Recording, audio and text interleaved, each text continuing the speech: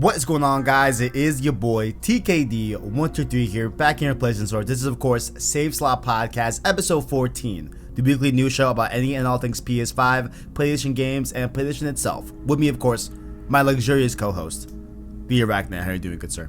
I'm doing well. How are you? Now, usually, it's just two peas in the pod. Two Maloons in the crate. What's a Maloon? I don't know, but we have a third with us here today, of course, the slim, not shady one. Real Dudley, how are you doing, good sir? I'm just doing fantastic. Been playing a lot. Since it came out. A ridiculous amount, if I do say so myself. And it's like, man, like where did Arachknight go? You know what I'm saying? Arachknight, where you at? He's gone. All right, so those listening, of course, here, there was a little bit of a recording mishap. We don't have to say who was the problem. It was me. We don't have to do all that. You know what I'm saying? Like, we don't have to say it was because someone may or may not have gotten a new mic, right? And may or may not have checked the settings. I've lost way bigger shows before. Really? So, as a smart man once said, it really do be like that sometimes. It truly do. So unfortunately, it's almost 11 p.m.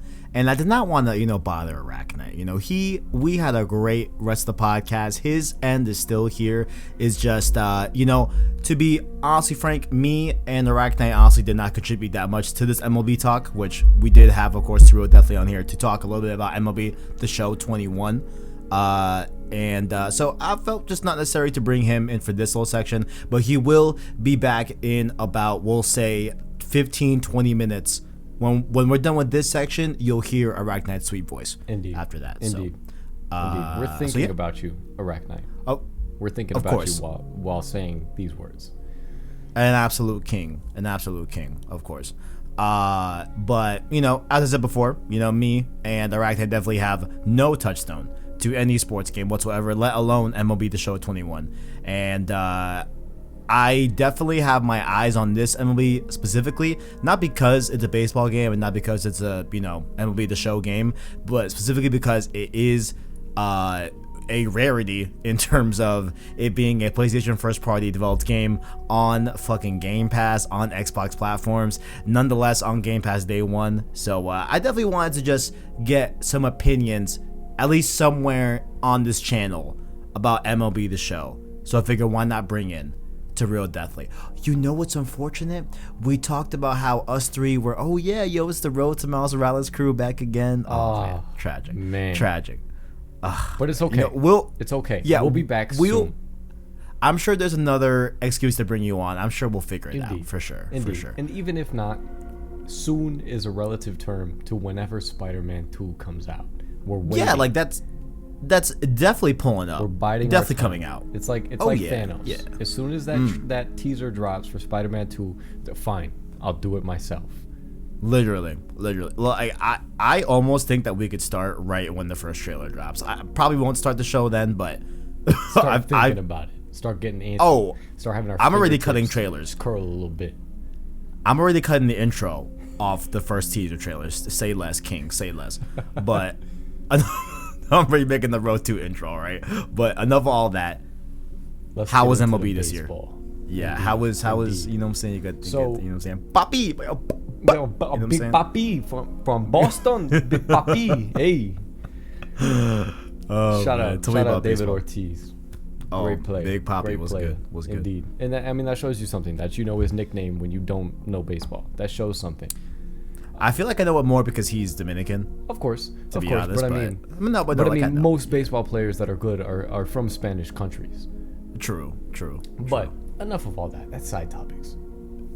After 60 hours, I just wanted to get that out of the way. 60 hours, which is ridiculous, of game time from Thursday when it came out pre-release. I'm really liking this game so far. I don't know how much I'm liking it more than last year. As far as gameplay goes, it's not too much different. But I do want to say something that might make other sports game fans uneasy, and that is that MLB is unequivocally the best sports game out. And that is because, Kevin, there is no exploit within the game. There's nothing that you can take advantage of to, honestly, without question, win the game. In Madden, for example, there are offensive plays that you can run that disrupt the AI on the defense and make them act in weird ways to let you score. In NBA 2K, you can spam dribbles or spam different moves to be able to just basically sprint past any defender. That defender cannot keep up no matter how high their lateral quickness is. It's an exploit. That's all it is. In MLB, there is no exploit to take advantage of to win the game. If you're better, you simply win. That's honestly all it is. There are, of course, some things that happen within the game that are just, just wild, some random occurrences. Right. But it's nothing that you can take advantage of to become a better player just at the bottom line. And that's what I love so much about MLB. Would you say there's no meta necessarily? Would you say that, or a very limited meta? You know what I'm saying? I would say it's definitely a limited meta. I would take the example that I have not played FIFA at all. I don't really know anything about soccer whatsoever.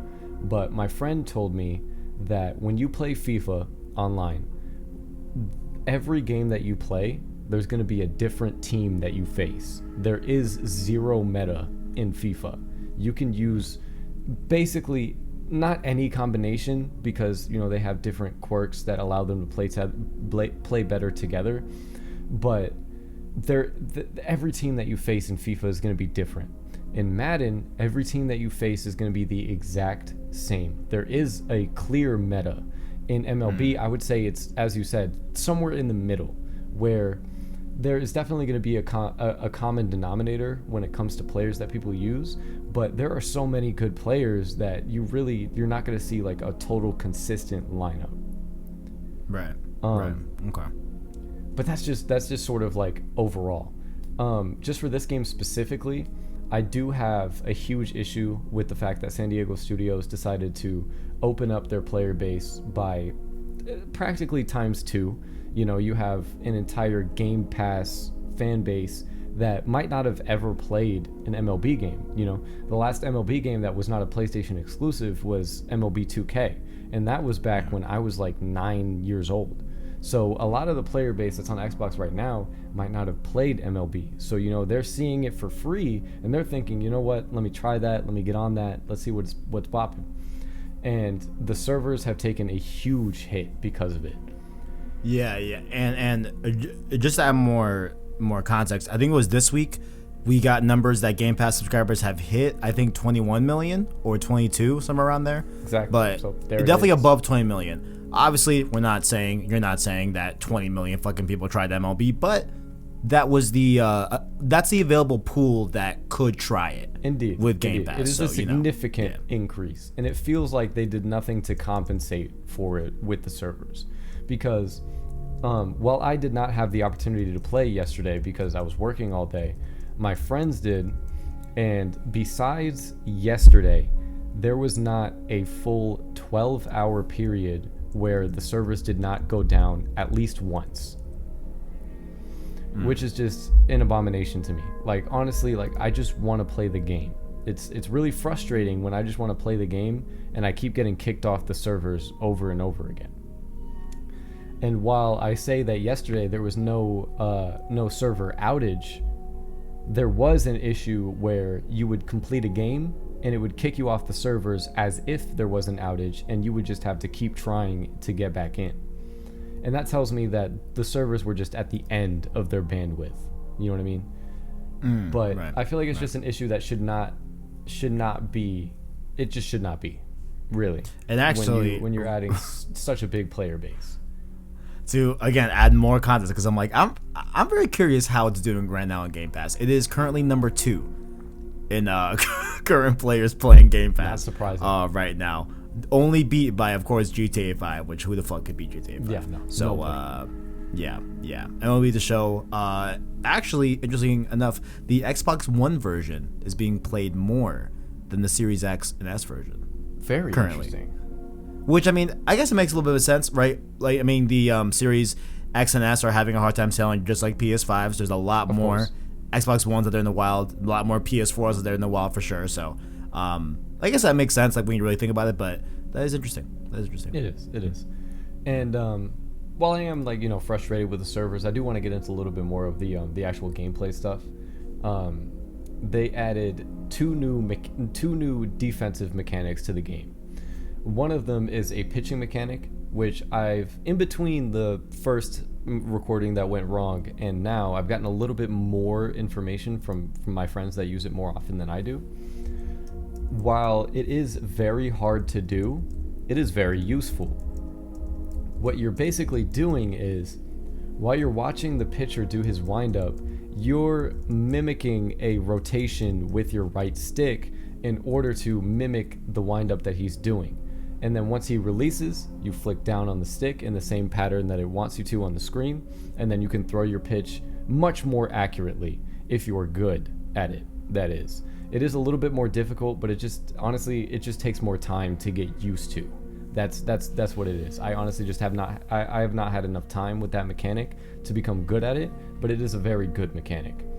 But opposed to that, there is the new fielding mechanic, where there is, if I could just describe it blatantly, there is a blue bar underneath you when you are trying to field a fly ball.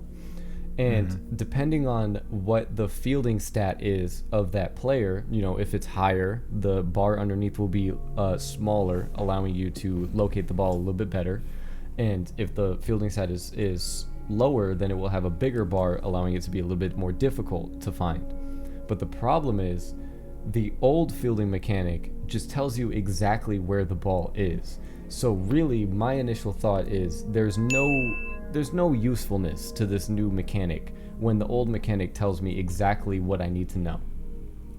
But I see. When I brought that topic up to my friend, who admittedly he is better than me at the game, he brought up the fact that with the old mechanic, it just takes the base fact of the statistics of the fielding, like I was talking about before, and just automatically gives you the result, basically. For example, if a player has a lower amount of fielding and they're trying to field a fly ball, they'll react slower and move slower towards the ball in order to field it.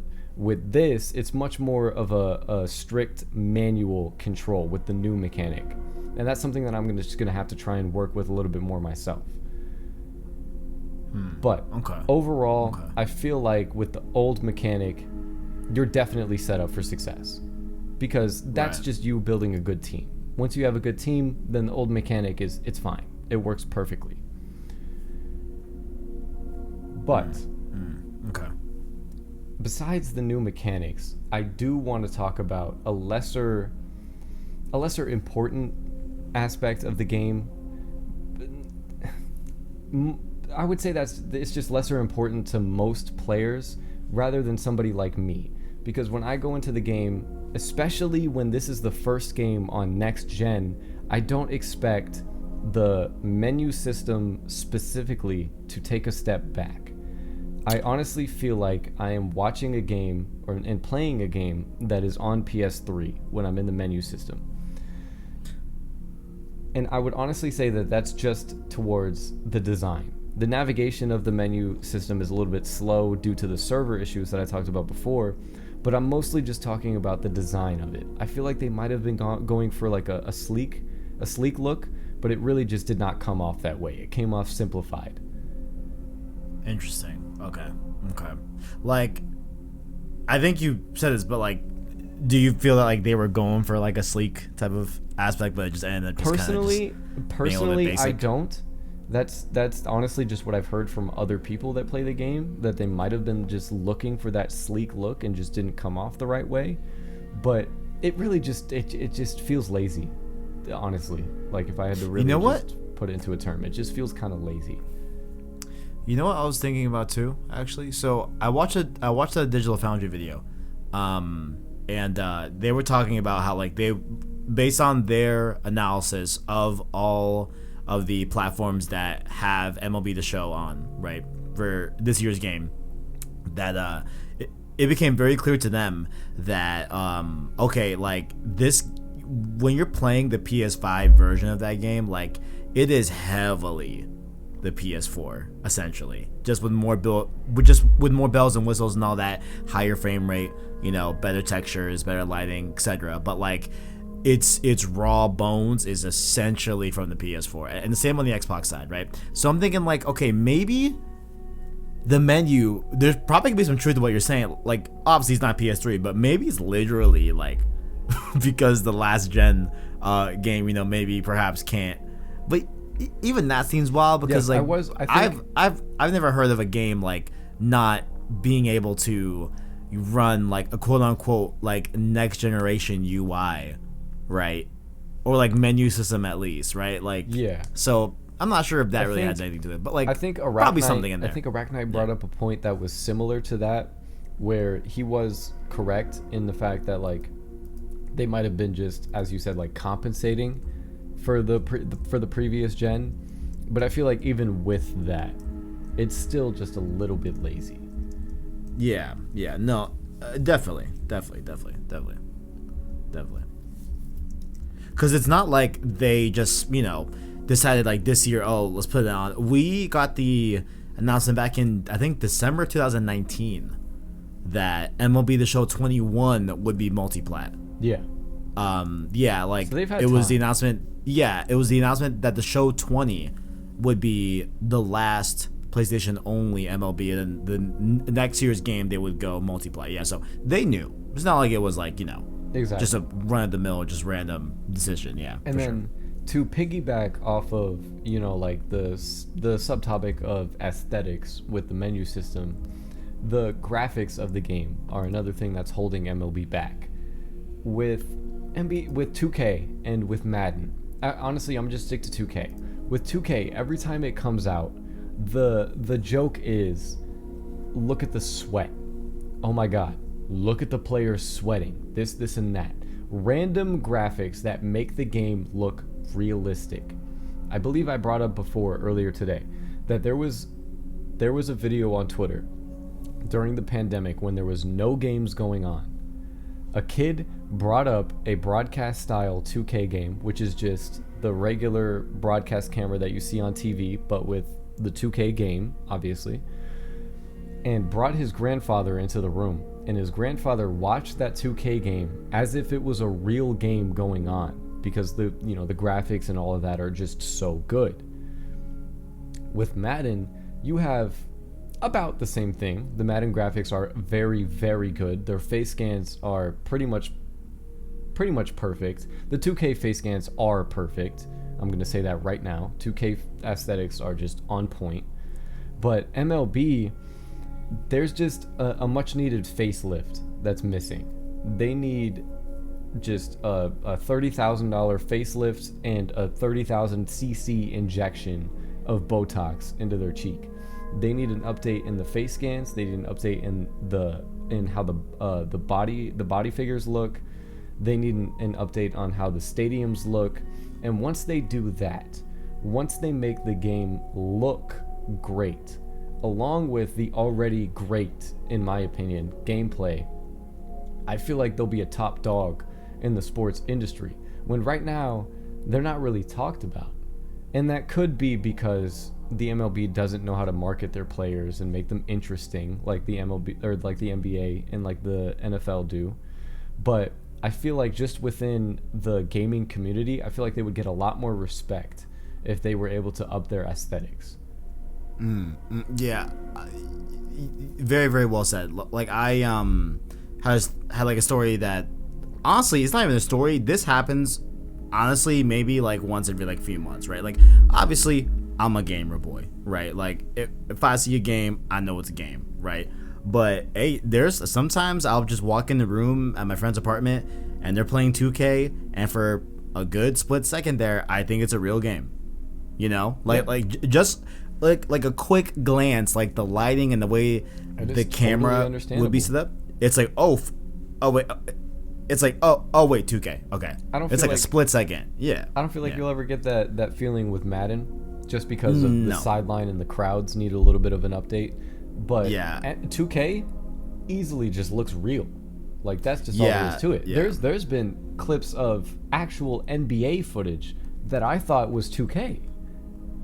Yeah, Madden, I have never had that. I've seen Madden be played all the time there too, and never had that with Madden. UFC, same thing. But 2K is the one where it's like when you see that zoomed out shot and that basketball court and that lighting just hits in a very realistic fashion, and when the camera zoomed out and those, got people on the court, whatever, like it, for a split second, it definitely looks like real life, for sure. Yes. For sure. And for sure. Since I am in MLB, I'm primarily a Diamond Dynasty player, which is, if I had to sum it up, it's like those baseball cards that you've seen all of your life. Picture opening that pack of baseball cards, and now every player that you have in that pack is on your team. They have different ratings that pertain to how they played in real life, and you can use them in-game just like other players, right? So the whole point of that game mode is it's heavy microtransaction. You buy packs, you open those packs, and they could have a variety of valued players. From the top, of course, being, a diamond, and the lowest being a common. And all of those players have different values.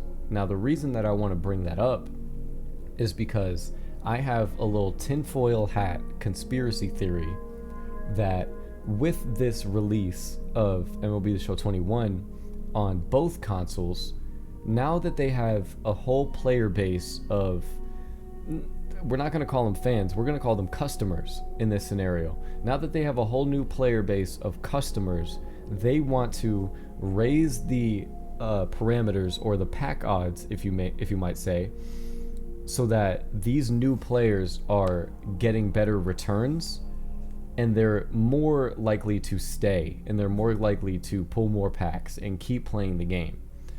Now, I've talked to a couple people, including my friend Answer, who I mentioned before in the Lost podcast, that he spends a very ridiculous amount of money on these games. And he says that in the regular packs, that there are, what he's noticed, not that much of a difference. I've noticed a huge difference personally, and within my friend group, I've noticed a huge difference. But with him personally, and he spends more money than us combined, that's why I value this opinion so much, there's not been that much of a change. Oh my god. You know what just hit me? Could it be like some sort of like skill-based thing? Where like, or maybe like a time play thing, or if it's skill-based, I'm thinking, okay, maybe like the lesser, I don't know how they would, I mean, I'm sure there's like stats in like MLB, but like, are you or saying like that if there's like a reason the lesser not skilled are more inclined to pull better, or are you get, saying that the yeah, more played, yeah. more skilled are more inclined to pull better? No, I'm saying like the lesser skilled players in comparison. I'm not saying that you're a bad player. I'm not trying to say that. Oh no, but like the way you phrased it, like I fully accept myself as a bad player. I'm not very good. Just it's gonna be like you versus like Answer, right? Who you have said is a way better player.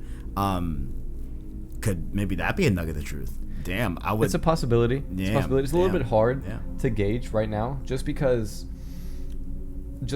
all of the great rewards that I received and all of my friends received are within a week. So it's a little bit hard to tell.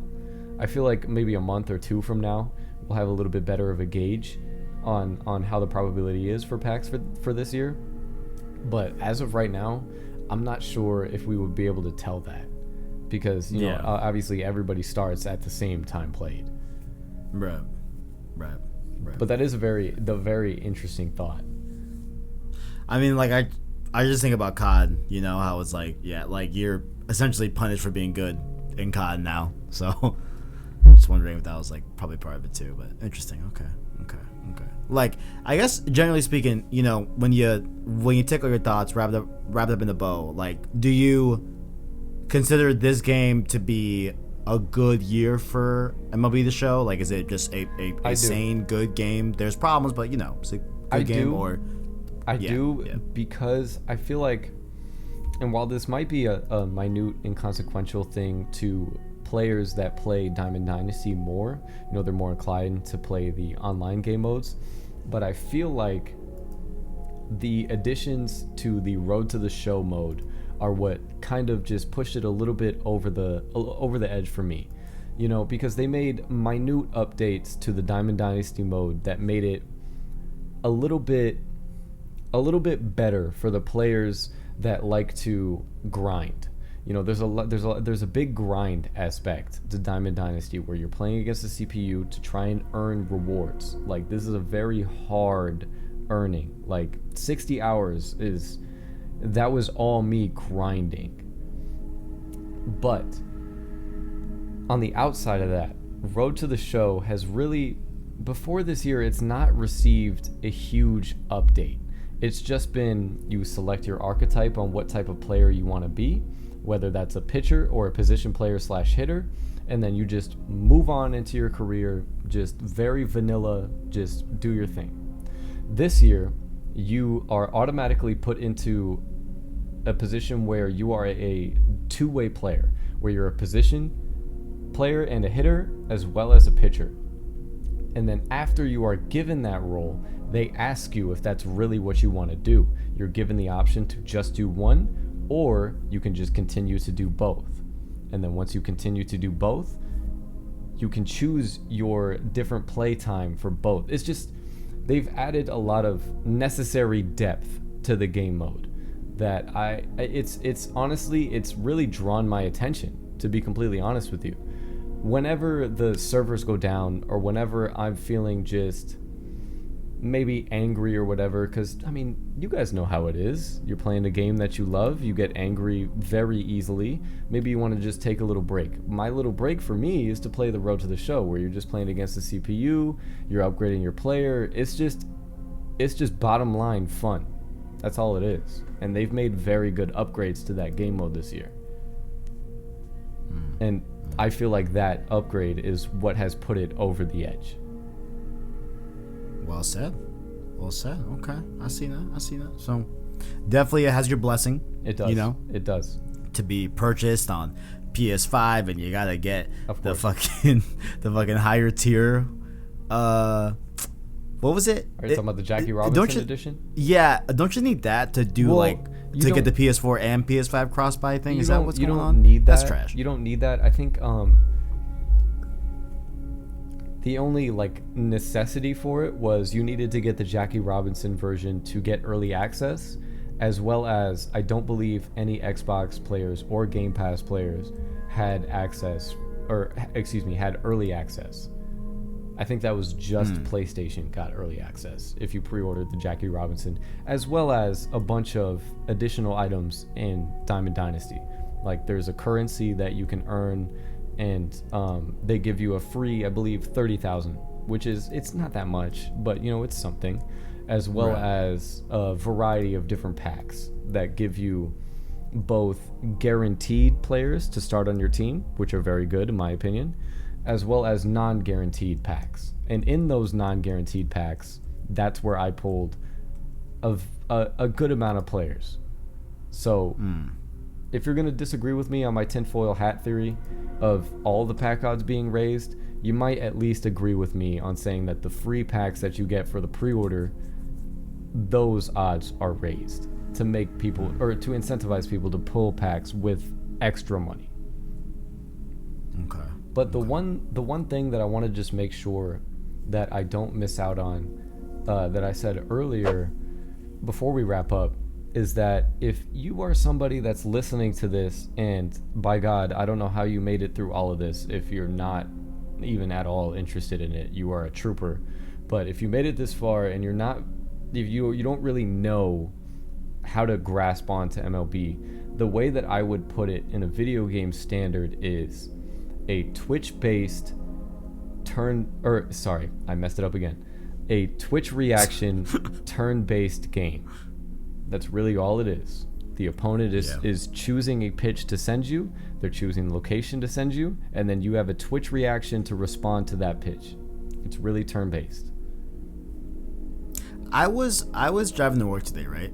And I was like, man, okay, so like that was a really cool breakdown Billy did of MLB. Now we're going to re-record it after work. But like, it was very, very good conversation, and like this was as well, right?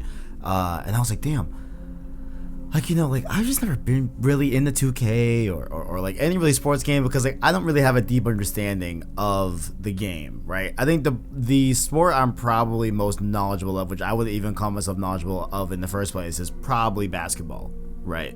But yeah, I really couldn't break down the game if you really asked me to, but I could watch it. I know what's going on. I wonder if I could learn how to play a sport if I learn how to play the game. I play tons of games. You know what I'm saying? Like, I wonder if I could reverse engineer it. Go ahead. Yes. Interesting. Yes. Interesting. Absolutely. Interesting. Because, and I'm going to start off this strictly within MLB, and then I'm going to break it off into 2K and Madden, if that's okay with you. With MLB, specifically in the Diamond Dynasty mode, with all of the cards, like I was talking about before, that you could pull out of the packs and they would be on your team, they have a card that is specifically for a real player in real life. If you are playing in the MLB, you have a card in the game, and they are called live series cards, where their performance in real life dictates how their card will be in the game. For example, Aaron Judge, right now, he is an 88 overall out of a max possibility of 99, right? And let's say Aaron Judge goes out there and just performs terribly. He does not do very well, and he comes back and just keeps doing poorly. MLB will lower his overall in the game, which innately lowers his price. But the point is that without watching a single MLB game, you could watch these live series cards and determine how these cards are performing. Because you could see a very good player get downgraded to a status that is, mediocre, and wonder, I wonder why that is. And you can look up how that player is doing, see his stats, and then that's the beginning of a further understanding of the sport. And then, of course, once you get into the gameplay aspect of it, that's when you start to understand the sport on a deeper level. And then that's the same thing with Madden and 2K. I feel like once you play Madden, you'll start to learn things from the outside. A thing that I like to call putting terminology to definitions that you already knew. So what's going to happen when you start playing Madden is, let's say, just to put it simply, you start running with the running back. You'll notice that there is an opening for you to run in, right? And then once you start reading those openings starting to open up, you'll learn that these are actual technical aspects of the game, and you'll start to understand that. And while I'm saying this, as somebody looking from the outside, that might sound really confusing. But honestly, it's meant to sound confusing, because the whole point is, once you start playing the game, that's when the confusion starts to fade away. Honestly, Madden, 2K, and MLB have been a driving force in me understanding the sports a little bit better. I have been a Yankee fan my entire life, and I've started watching games this past year and the year before because of how much I've been playing MLB. And when you start playing the games, it makes you want to watch, like it makes you like the sport better. Like, it makes you want to watch things about it, like watch highlights, whatever. And then that's when the love starts. But I don't know. I could be capping, but I really believe that playing the games helps you understand the sport better. Yeah, I'm totally not saying I am, but it's a interesting thought. So what you're telling me is there's a series confirmed to be coming of you playing these games? Let's go. Let's get it in the comment section. Let's go. Be a good name. Release the Kevin cut. Release the Kevin cut of MLB and of MLB at Madden and 2K. Let's go. I got it. How about TK Play? Please? It's called TK Play. The first run. Can we understand 2K? Dude, we could do this. Listen, you're playing You know, like the TK play, and then I will take the role of your coach. Anytime you have a that's question, exactly what I was thinking. anytime you Like have a Discord. question, you don't understand something, I'm there. In the first couple episodes, I'm there just to hold your hand until you understand it, and then once you understand it, I'm gonna let go and watch you flourish. That'd be fun. Honestly, not a bad series. Not a bad series. I'm not gonna lie, I'm getting kind of excited for it. Listen, I'm gonna keep that in the tuck, because hey, we have the Road 2 series. Yeah, put that in the cabinet. Put it in the cabinet. Yeah, we have the Road 2 podcast. We have stream series. You know what I'm saying? TK play. We're gonna keep that on a little thumb drive. We're gonna remember that. Indeed, very exciting prospect though. Absolutely. But I appreciate you coming on just because I don't know a lot about 2K, and I wanted at least to service some of that crowd here on Saves Out Podcast, of course. But besides Saves Out Podcast, where can the people find you, my boy? I heard you got Comic Source going on. I think what I'm saying. Indeed. We started Comic Source. Got a little recently. segue. Okay. Started Comic Source recently. This Sunday, hopefully Monday, barring any procrastination. We hate procrastination, but it happens. We're going to be having the Falcon and Winter Soldier, the finale review and breakdown. I'm going to be releasing that, as well as an introduction video, if you will, into Invincible, because I feel like more people should be watching Invincible. Maybe a month or two from now, that will be the show that everybody is talking about, but this show is just gorgeous. If what I just said didn't convince you that you want to watch the show, go on over to Comic Source. I'm going to be releasing a video that's going to convince you within the next couple of days. And then after that, I'm going to be releasing a video about Shang-Chi, breaking down his character, as well as the Mandarin and the Ten Rings, which has been just a little bit disrespected in the MCU. I feel like they're a little bit more badass than has what been represented. But yeah, if you enjoy Star Wars, Marvel, or DC Comics, just go on ahead and come over to Comic Source. I'd appreciate your support. And yeah, it's been a pleasure. What was I gonna say? You call it procrastination, right? But hey, you know what you could also call it? Look, it's just a creative process. Indeed. Sometimes the creative juices aren't flowing, and that's not your fault. You know what I'm saying? And then other days, fault. Exactly. The other days you get inspired. That's like, I bet these juices are flowing. So indeed. And it's unfortunate that a lot of the time the creative juices are flowing when I'm serving breadsticks up at Olive Garden. Dude, retweet that. That's why I always write it down in my notes app on my iPhone. Ooh, that's what smart. I do. I always just write down ideas like left and right, just in case, like keep them in the tuck. But yeah, pleasure coming on. Definitely your link will be down below in the description. I did not say that last time, so I'm glad I got to say it now. Link will be down below in the description. Check out the homie. Check out Comic Source, all that great stuff. Indeed. And yeah, back to just me and ArachKnight. All right, now that asshole's got me, talking about I'm gonna hit him balls. You know what I'm saying? I'm gonna blaze through the games I've been playing real quick. Then ArachKnight, you can say your piece. Just because we have not the most substantial amount of news topics, but it's like low key a lot. But let's just get it going here. So you know what? Actually, I'm gonna tell Billy to share the file in the drive. You can tell me what you've been playing first. Persona 5.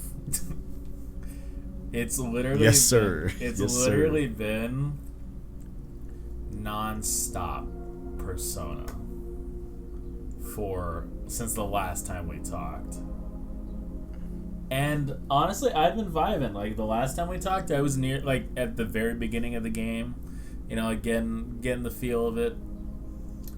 And now I'm in the end game. Like it has been, as soon as I'm I wake up, brush my teeth, make some tea. Once my morning routine is done, and I just sit down and I play Persona literally all day. That sounds fantastic, King. Sounds fantastic. It's been very nice. It's been therapeutic. Okay. So okay. I've been trying to burn through it a little bit. I've been enjoying every second of it, but I wanted to play Nier Replicant on release. So I'm finishing up Persona. I'll probably finish it today, which makes me a little sad, but also I'm happy I went through the journey. Then it's on to Nier Replicant, and then as soon as I'm done with Nier Replicant, like Resident Evil 8 comes out like in 2 weeks. Wait, Resident Evil, is that what you said? Yeah, Resident Evil 8 comes out in like 2 weeks. Yeah, that's definitely coming up. I'm still bouncing between like, am I gonna play that at launch or am I gonna wait? I still don't know what I'm gonna do. I don't know. I'd say why not in launch? I have a stupid reason. It's because, like, you know, man, like, we're in Arizona. Yeah. You it's said sunny. Yeah, I like the vibe. Just play it at night. like, you're so right. You're so right.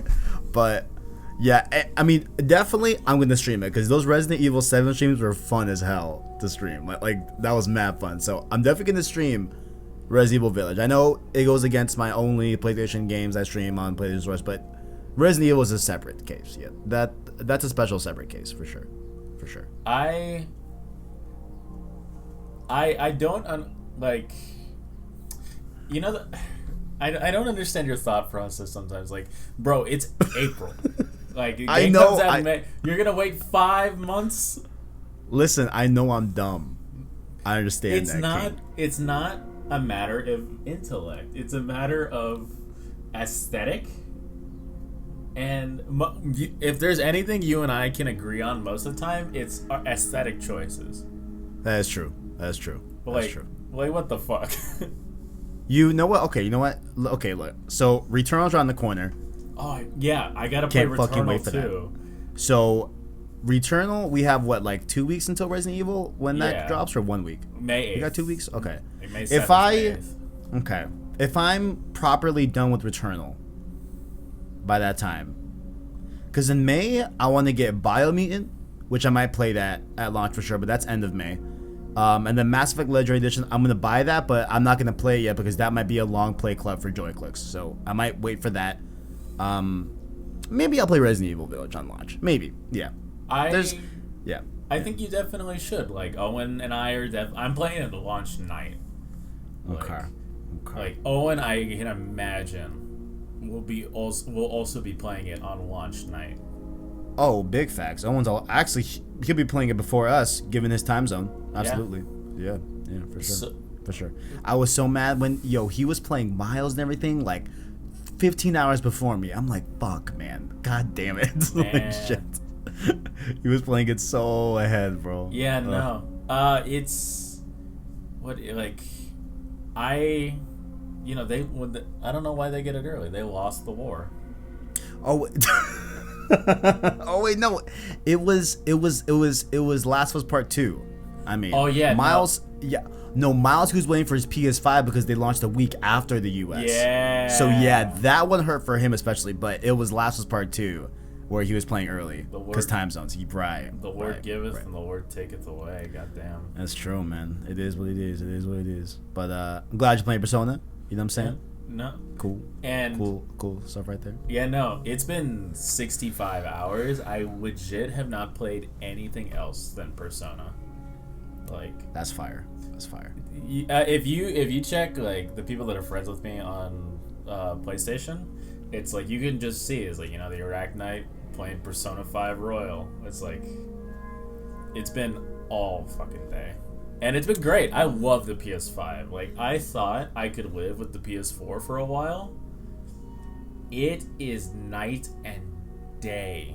Like, those, love to see it, those load times, just like the on-screen resolution, the menus, the controller.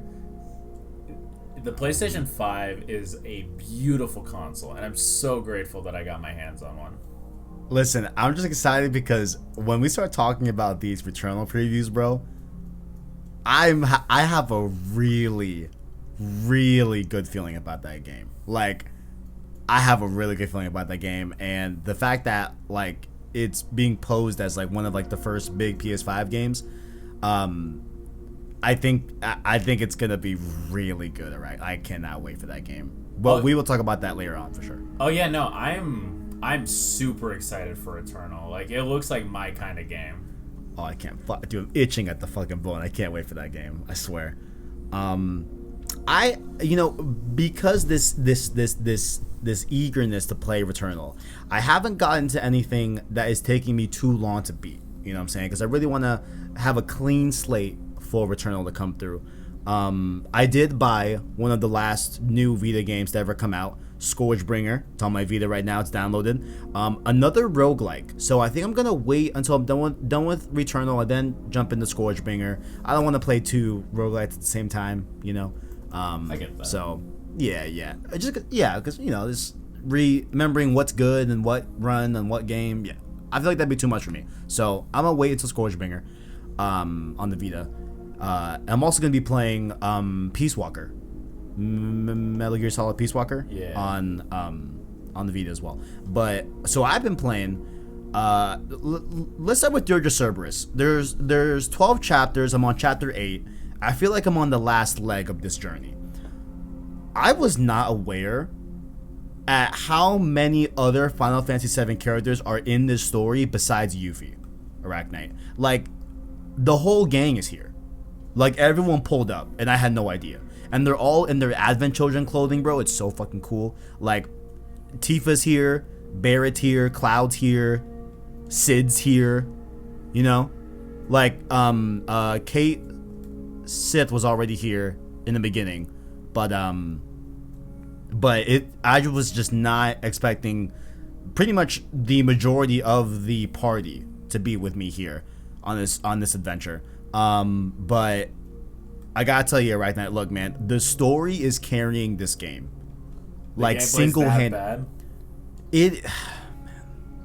Like, with the auto aim, and listen, I know auto aim's a noob thing. I was telling Tajay, but I think in this game specifically, it's almost required. And the fact that it was there at launch, because it's not like this game got a patch update, like it's a PS2 game. I think they knew that like, look, this aiming is fucking trash in this game, and we just can't help it. So the lock-on auto aim when you're in close proximity to them, there's a range that you need to be in so that it can lock onto an enemy. That's been helping out a ton. I've been making the gameplay like just very, very forgiving in like a lot of ways. But yeah, I think for this game specifically, it's pretty much required. Like, the gameplay like is not horrible. It's just like really uninspired, you know, really just vanilla, you know. And I can't even really knock them, right? Like, I'm not sure if they were making shooters a lot at that particular point in time, back in 2006 or 2005, whenever this game came out. So, you know, like, if they were used to more like, you know, turn-based RPGs, like the regular Final Fantasies, and, you know, I can't really knock it, but I commend them for at least doing something different with Dirge of Cerberus, with you playing as Vincent Valentine.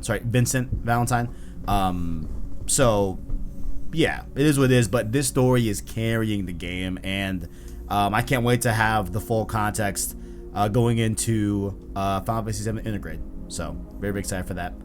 So overall, you know, I'm just pushing through it for the story. I'm almost there at the end. I'm sure I'll have my final thoughts next week for sure, because I want to get this done. I want to get this done before Returnal for sure, which I should be able to. You'll have to hear it. Oh yeah. And the only other thing I've been playing, honestly, is Metal Gear Solid 4: Guns of the Motherfucking Patriots. ArachKnight. This is the best Metal Gear so far. This thing right here, this joint right here, this is the one king, you know. This is the perfect banana in the bunch, you know. This is the mango that's riped to perfection. You know what I'm saying? That is an expression I have never heard of. Listen, man, look, I need to conjure up the statements that have never been said before by humanity about Metal Gear Solid 4. To really encapsulate it. Yes. I have not played Peace Walker. I have not played Metal Gear Rising: Revengeance. I've not played Ground Zeroes. I've not played MGS5, The Phantom Pain, right? So maybe those are better. But at this current juncture, with 1, 2, and 3 down the bag, again, I'll never understand people that like MGS3 more than any other Metal Gear Solid. I think you're wrong. I think you have like rose-tinted glasses. I think you need to go back and like drop the nostalgia for a little bit and play the game again. Metal Gear Solid 1, I still hold very dearly to me. Metal Gear Solid 2, maybe a little bit more than MGS1. I'm not gonna lie. I like those games a lot. But Metal Gear Solid 4 is like what I wanted post MGS2, and it's just giving it to me in full force, dude. Like, oh my god, dude. Like, can I just say my boy Raiden is really out here. He's really out here, and I'm in love with this game. I'm guys, Metal Gear Wednesdays, check it out. I'm enjoying this game so much, for sure. And you can catch like obviously my like full in-depth thoughts on JoyClick's Long Play Club. But it's really good. I am enjoying my time so much with the game. So I'm happy to hear that, man. That's that. I honestly would like to see you play through the Metal Gear series. Someday. Yeah. Like, it seems like they're longer. I'm just playing them in little bits every week for content, right? But I think you could blow through these games really quickly. You know, they're not that long at all. You know what I'm saying? Yeah, you're streaming them. Streaming games always makes games seem a lot longer. Yeah. Which is why I never particularly fancied the idea, because whenever there's a new game, I'm a person that loves to get immersed in their games. Like, I don't know if it sounds weird or whatever. Fuck it, I don't care. I especially in RPGs, because that's the point. I like to put myself in the perspective of the protagonist. Oh no, that's totally not weird. Yeah, so I can't do that if there are people watching me, which hinders my experience significantly. Like there are some games where that can't happen, and there are games, and I love games like that sometimes, like depending on the game. Like Doom Eternal. I am not the Doom Slayer. I can never be the Doom Slayer, no matter how hard I try. So that's just a game where your brain turns off and you're in violence. Your brain switches to just straight violence. That's something I could play on a stream. But anything story related, like that has an emphasis on the story, is something that I don't think I could do. And yeah, no, that's it. But I could do it for like you guys, like for like friends and stuff, but not like on a YouTube or Twitch stream. Sorry, that was my last comment. No, yeah. Like, I feel like I've gotten a lot better at it. I'll just be straight up in chat. Like, I just won't talk if there's something story going on in the game. I just won't talk. Because like the stream series is not only streams, they are streams, but it's also so that I can build a catalog of like Let's Plays. Yeah. On the channel, as well. Like, so I kind of just try to do them both, and I try to make sure that whether you're watching on VOD or watching live on stream, that it's good in both aspects. But definitely not easy, for sure. I feel you on that. And I'm the only one so I have decided that I'm not gonna play Peace Walker on stream. We're just gonna watch a video, but I am gonna play it offline on my Vita, because I want to play that PSP game on a PSP format. You know what I'm saying? So that one we're just gonna watch like cutscenes about whatever the fuck. I'll play Metal Gear Rising, of course. The only one I'm kind of worried about is MGS5, because that one I've heard takes like 40-50 hours. So those might be like the only stream series going on at that point, dedicated long ass streams to getting through that game. You know what I'm saying? Yeah. Yeah. So that one might take a while, but we're gonna get through it. It's all good. If we could do Ghosts of Tsushima on stream, and that took us around like 40 hours to do, we can do MGS5. It's all good. We can figure it out. But in case you missed it here on the channel, we did have Aloy in Fortnite, showed off the skin, showed off all the great stuff involved with that, so that we check out that. We did a live reaction to, and actually right here, I want to get your thoughts on this really quick. Not the biggest news story in the world, but the PS Plus Video Pass is real. It's going on right now in Poland, what it is a bonus incentive within PS Plus in Poland to give you access to specific Sony movies via your PS Plus subscription. So those for the likes of Zombieland 2, and I honestly forgot the other movies. Oh, Venom is one of them, and like some other Vin Diesel movie. I don't fucking know. Bloodshot. Bloodshot. Yeah. Thank you. Damn. Thank you for knowing that. Holy shit. Those are, on PlayStation Plus Video Pass. It's going to be a year-long kind of extra incentive in Poland. So I guess, ArachKnight, if you have any thoughts on this, I did a full live stream just talking about my general thoughts on it. But please, ArachKnight, if you have any thoughts on Video Pass, feel free. I hopped in that live stream, remember? Oh yeah. Fuck yeah. I forgot. Yeah, no, I mentioned that I would never use something like that. I appreciate that it's there, but it's just not something for me, which is fine. Like, it's not tailored for me in particular. I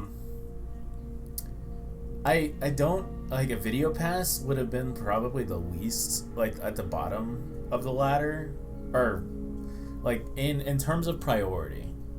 It seems like the last thing I would have prioritized that Sony do in order to compete with the market. I agree. So, because nobody talks about Xbox, well, it's like, oh, you can watch anything on the Xbox. Like, no one cares. But having, it's like Sony movies exclusive to the platform is also, like, I understand it, but it's also still a little strange to me. I don't know. It feels like moving in the right direction, but at like taking a misstep. Like if you're walking on, like a curb, when you walk on the side of a curb to see if you could balance it. Yes. It's like they took a step off. They're still moving forward, but they took a step off the curb. Yeah, like it's like they're looking at PS Plus, right? Like, and of course we saw that with the PlayStation Plus collection on PS5, which you've gotten to indulge in now. Now that you have a PS5, and I have been indulging in it for the past few months. I played Final Fantasy 15 on there, etc. So that coupled with this Video Pass, like they have the right idea of looking at PS Plus and how they can bolster that service to compete with Game Pass, but Video Pass is not really what I was looking for in terms of bolstering it, but at least they're paying attention to it, at least, and above all else, right? Like, it's not necessarily a bad thing that Video Pass is coming to PS Plus. It's not like there's like a price increase or there's like an extra fee associated to get Video Pass on PS Plus. It seems to be just a baked in, just additive thing, which makes sense because Sony owns those movies, so you might as well just fuck it, just put it on just to bolster PS Plus. Why not?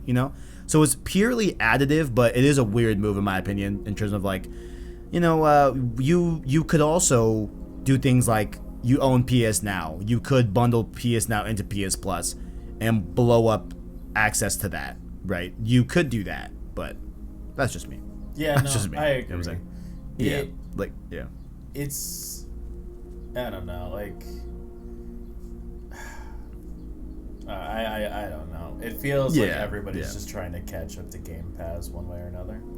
Yeah, and I mean, hey, like there is some word from Jim Ryan this week about that as well, and they have said in the past that they are working on some sort of response to Game Pass, so we'll see how that unfolds. I doubt Video Pass is where the buck stops. At least I hope not. Like if that was the plan, I doubt that's the plan for sure. So we'll see. We will see. And I talked a little bit about Returnal PS5 being 4K 60 up on the channel as well. You can check out that. And just some my light preview impressions, but we'll get into that more in depth here on this episode of Save Slot. Episode 3 of Road to Rift Apart is live. Who is Clank? The history of the Zony. All I'm gonna say, definitely watch that episode. Hope you guys enjoyed it, but also I'd say keep a close eye on Road to Rift Apart. There might be some really cool things happening with Road to Rift Apart. You'll know when they're solid, okay? You'll know when they're concrete, set in stone. I'm not gonna say anything right now, but maybe you saw something happen on Twitter this week, with a certain individual who's very important to Ratchet and Clank. You know what I'm saying? So maybe, there might be some really cool things happening with Road to Rift Apart in the future. So I would just say, keep a lookout for Road to Rift Apart. That's all I'm saying.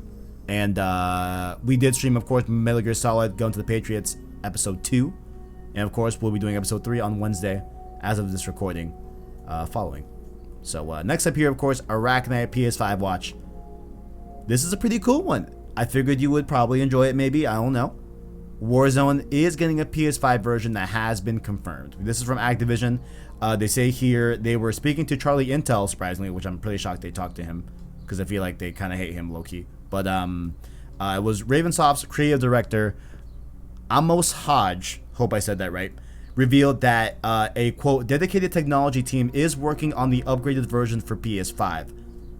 The studio stopped short of revealing when it will be ready, but did confirm faster load times, 120 Hz support will be a part of the package. The team is also investigating whether or not a field of view slider can be added to the console versions.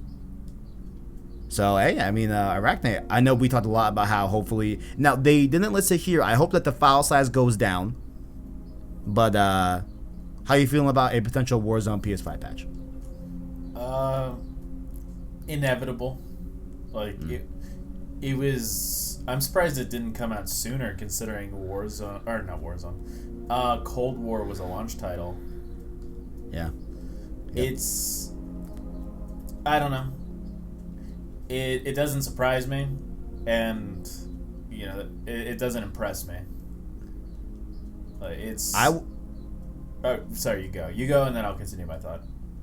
I was just gonna say, like, I would bet Warzone PS5 version drops this fall alongside the new Call of Duty.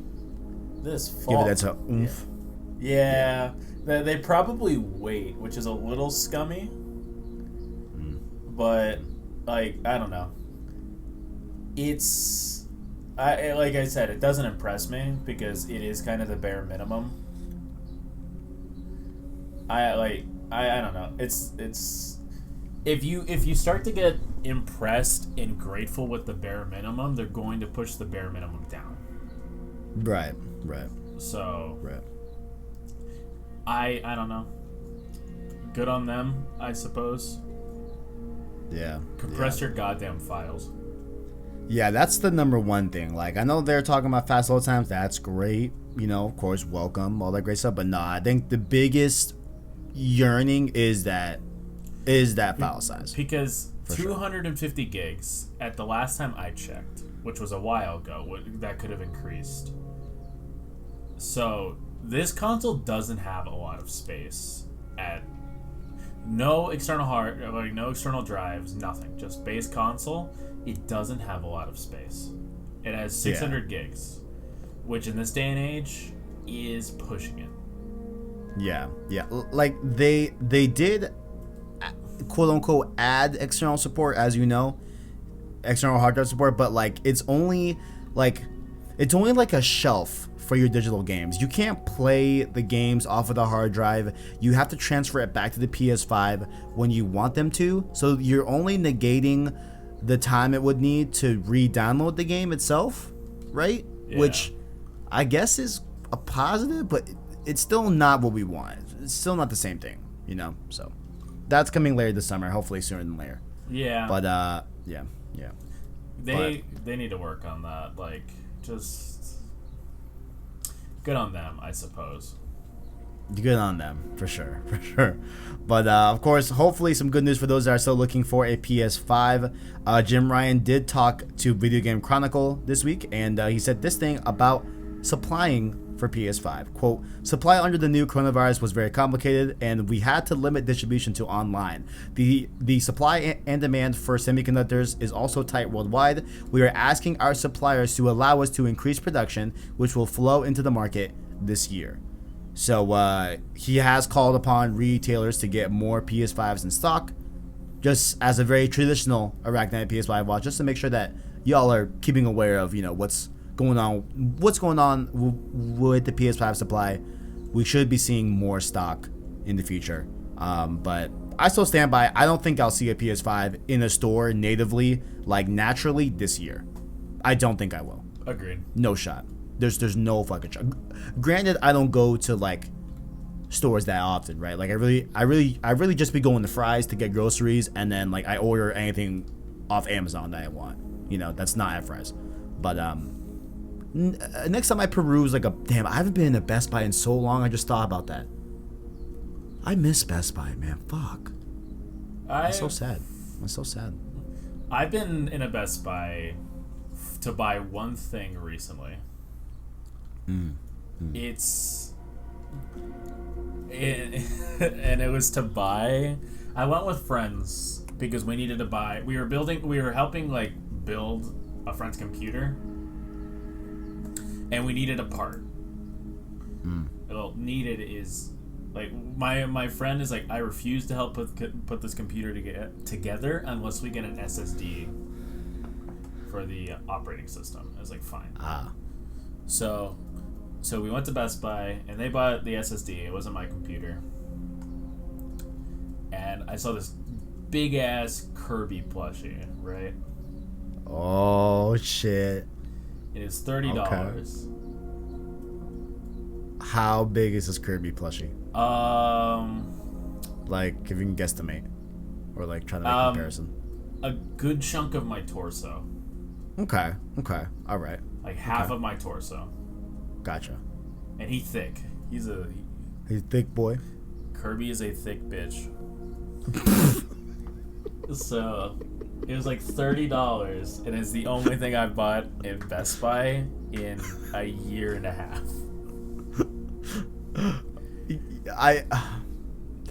I love that I get to pick which Twitter cutouts are gonna be cut out. Because it's gonna be that. Bro. Kirby a thick bitch. You'll love to see it. Please don't make that the Twitter cutout.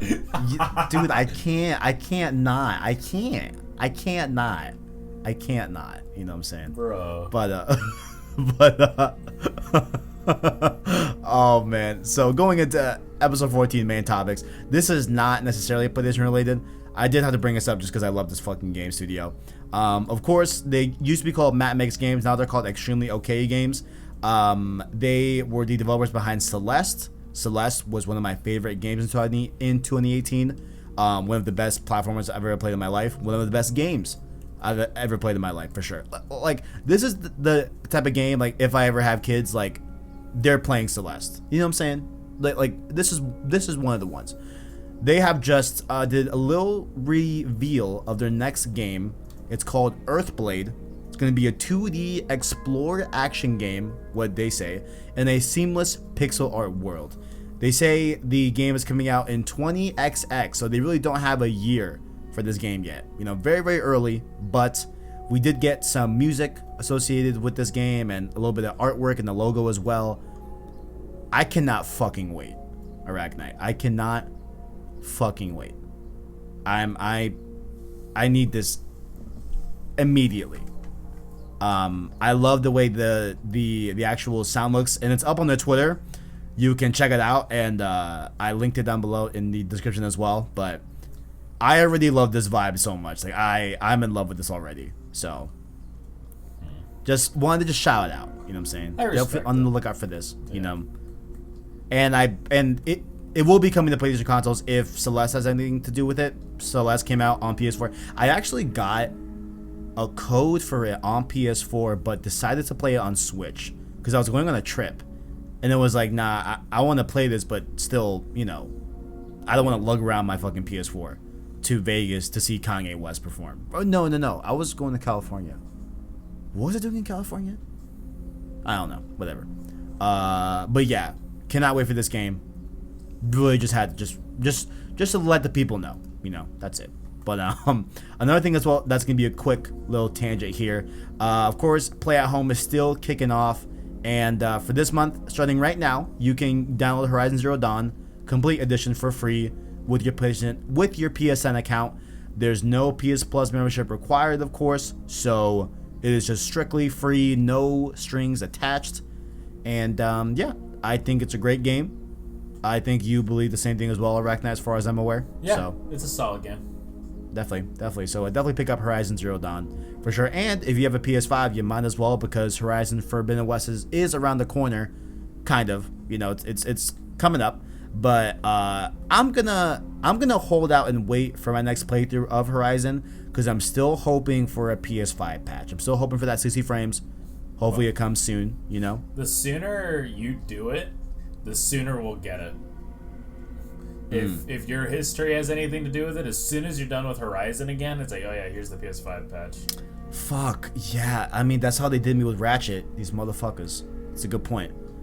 So do I have to really play this game to will in a 60 frames per second patch? Is that really what I have to do? You have to sacrifice yourself?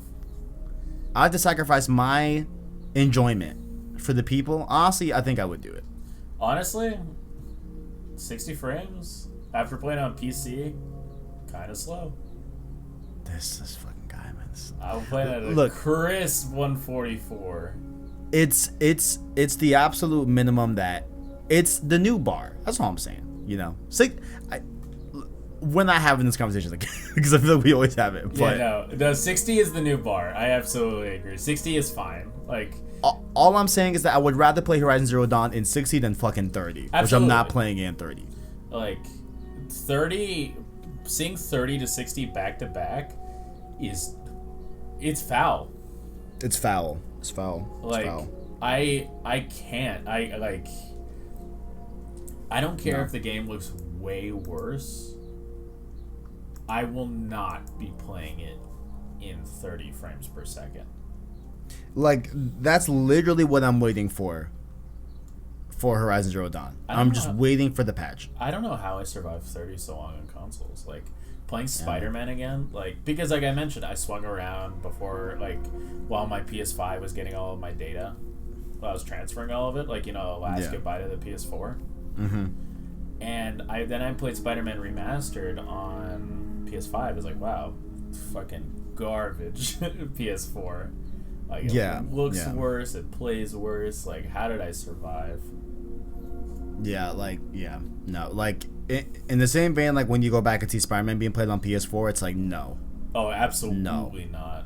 It's not going down. Yeah, so, again, I'm praying to the Yoshida gods, please put a PS5 patch for Horizon. Please, for the love of God. This next story caught me way off guard. All right, ArachKnight, and I'm gonna read the whole blog post because I feel like it's important to read it. It's not that long, but let me go off on this real quick. PlayStation has reversed the decision to close store operations for PS3 and PS Vita. This is from allegedly Jim Ryan wrote this on the PlayStation blog this week. He starts by saying this. Recently, we notified players that the PlayStation Store for PS3 and PS Vita devices was planned to end this summer. Upon further reflection, however, it's clear that we made the wrong decision here. So today, I'm happy to say that we will be keeping the PlayStation Store operational for PS3 and PS Vita devices. PSP Commerce functionality will retire on July 2nd, 2021 as planned. When we initially came to the decision to end purchasing support for PS3 and PS Vita, it was born out of a number of factors, including commerce support challenges for older devices and the ability for us to focus more on our resources for newer devices where a majority of gamers are playing on. We see now that many of you are incredibly passionate about being able to continue purchasing classic games on PS3 and PS Vita for the foreseeable future, so I'm glad we were able to find a solution to continue operations. I'm glad that we can keep this piece of our history alive for gamers to enjoy while we continue to create cutting-edge new game worlds for PS4, PS5, and the next generation of VR. God damn. Thank you for sharing your feedback with us, and we're always listening and appreciate the support from our PlayStation community. I couldn't believe that they really went back on this. What are your thoughts, ArachKnight? This is a big thing. We talked about it a lot a few weeks ago. What are your thoughts? I'm glad they listened. Because it, like I mentioned before, I stand by it. It was the best. That was the best decision if they wanted to push people towards emulation. Because, like, not everybody can buy every game they've wanted to play. It's like, oh, what if I want to play this? What if I want to play that? And hunting down games from that era is more expensive than buying them in the store, like, or buying them in like a digital store, because people overcharge. Like, oh, you want a game from 2006 that's in mint condition? Pay $75. And it's the only one that you can find, so you either can buy it or don't. And it's like, at that point, why bother? Why not emulate? So, allowing people to keep in touch with that history, I feel like was definitely the right decision, because there are people like yourself and Christian that enjoy playing games on the consoles they released in. I don't particularly care all that much. Like, there's not a drop in my enjoyment if I play a PS2 game emulated opposed to playing it on the console. So, for people like you guys, like, I'm happy for you guys. You guys get to enjoy the games the way that you want to. You're not forced to make a decision that you're not happy with. So, good move. Like, definitely the right call in my opinion. That's it. Keep it simple. Yeah, there's a lot here that I'm pretty surprised with. One, just the sheer, like, Jim Ryan saying, it's clear we made the wrong decision here. Well, like, it reminds me of when Todd Howard, came on stage at E3 after Fallout 76 and was like, oh, like, we made a few mistakes. We made a few slip-ups. And it's like, I get the candor. I get that you're, trying to be a very personable person, and I'm sure he's a nice guy, right? Like, I'm sure he didn't mean it maliciously in any shape, form, or fashion, but at the end of the day, it's like, you can say that, but I don't think you fully comprehend that, like, people spent money on Fallout 76. Like, people worked a 9 to 5, people have other ways that they can allocate their money, but they decided to buy your product. Exactly. And, like, you blowing it off is like, oh, we made a few mistakes. No, you fucked up. You know what I'm saying? Like, so for Sony to do what, was not that, which was say, hey, we were wrong here, I think is a really big thing. And it's like, there's very few times we see Sony and PlayStation communicate like a human being. It's very rare. The last time this was here was when they apologized for the pre-order debacle in that tweet, Yeah. Where it sounded like there was a real person behind their words, you know what I'm saying? So that's always very interesting to see sometimes out of PlayStation whenever they talk about stuff. I do have questions as to, we saw the fallout. We saw the fallout when this was going to happen. A lot of developers were canceling their games. One that I know and follow really close, Lily Mo Games, of course, co-owned by Colin Moriarty. They put out Habroxia 2 this year. I just reviewed that game back in February. They were doing a beta game coming out end of this year, and they had to cancel it, but now they're trying to reach out to Sony to see, hey, are you still going to allow new games onto the PS3 and PS Vita stores specifically due to this reversal? And there's no word on that yet. So I would personally like to see those that were working on Vita games before this closure was initially announced, back like last month or whatever. I would like to see them say, okay, those games that are still in development and were only canceled because of this announcement can now commence and continue their development to be released on Vita, but there's no more new games coming. So you can't start development right now on a Vita game or a PS3 game. I would like to see that be the case, personally. Will that happen? We have yet to see. And once I hear about that, I will let you guys know here on Save Slot, because I'm very eager to see where that all ends up. But overall, I think this is a great move. I think this is the move you want to make. I think that, this was a much worse look for them when you have the comparison of their competitor that you're able to literally put in a OG Xbox game in some cases and it work on the Series X and sometimes run better with FPS boost and all that. So it looks a lot worse in comparison to Xbox overall, even though by itself it's still a bad look for sure. So I'm glad that they were able to reverse this. And honestly, hey, I gotta give Jim Ryan credit. And the last thing I want to say, Arachknight, at the end of the day, because I always try to keep it 100. Okay, I want to keep it a buck. Gotta keep it honest. If I'm gonna ditch out, a certain reaction for one company and not another, that becomes a problem. Okay, so I gotta keep it 100 here. On the Xbox side, when they reversed their Xbox Live price increase, if you recall that earlier this year, at the end of that, I said, hey, it's still a little bit shitty, and I still have like a bad taste in my mouth, even though I'm not anywhere a consumer or user of Xbox services at all, right? Like, it's still a bad taste in my mouth that they even thought that they would be getting away with doubling the price of Live, okay? But I still appreciated them reversing it. In the same way, I'm gonna have to give it to the same act of how I'm looking at this, where it's like, hey, at the end of the day, still kind of sucks that you were seemingly going to close down the store and not have some sort of way for us to ever access these games again. That's a little bit shitty. I'm not gonna lie, and I'm not gonna forget that happens, right? But at the end of the day, it's cool that they reversed it. I guess all is good. You know what I'm saying? So right. And the PSP store, there's so many other PSP games that are available on Vita, like the majority of them. The only like real ones of consequence are like Crisis Core, right? That's stuck on physical, and that was never on the store to begin with anyway. So I guess that's really not really that big of a thing to worry about, So overall, like PSP stores still closing. That's fine to close. That wasn't the big hullabaloo. It's mainly PS3 and PS Vita for sure. So cool to see that they reversed it.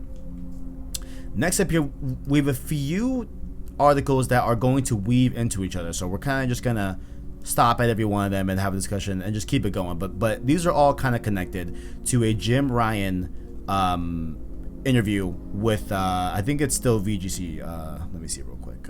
No, it's this Japanese publication Nikia, which this was translated to English, and so wanted to read a little bit of Jim Ryan's quotes on some topics that I think are pretty interesting. So first up here, he talks about PSVR 2 and the future of Nextgen VR.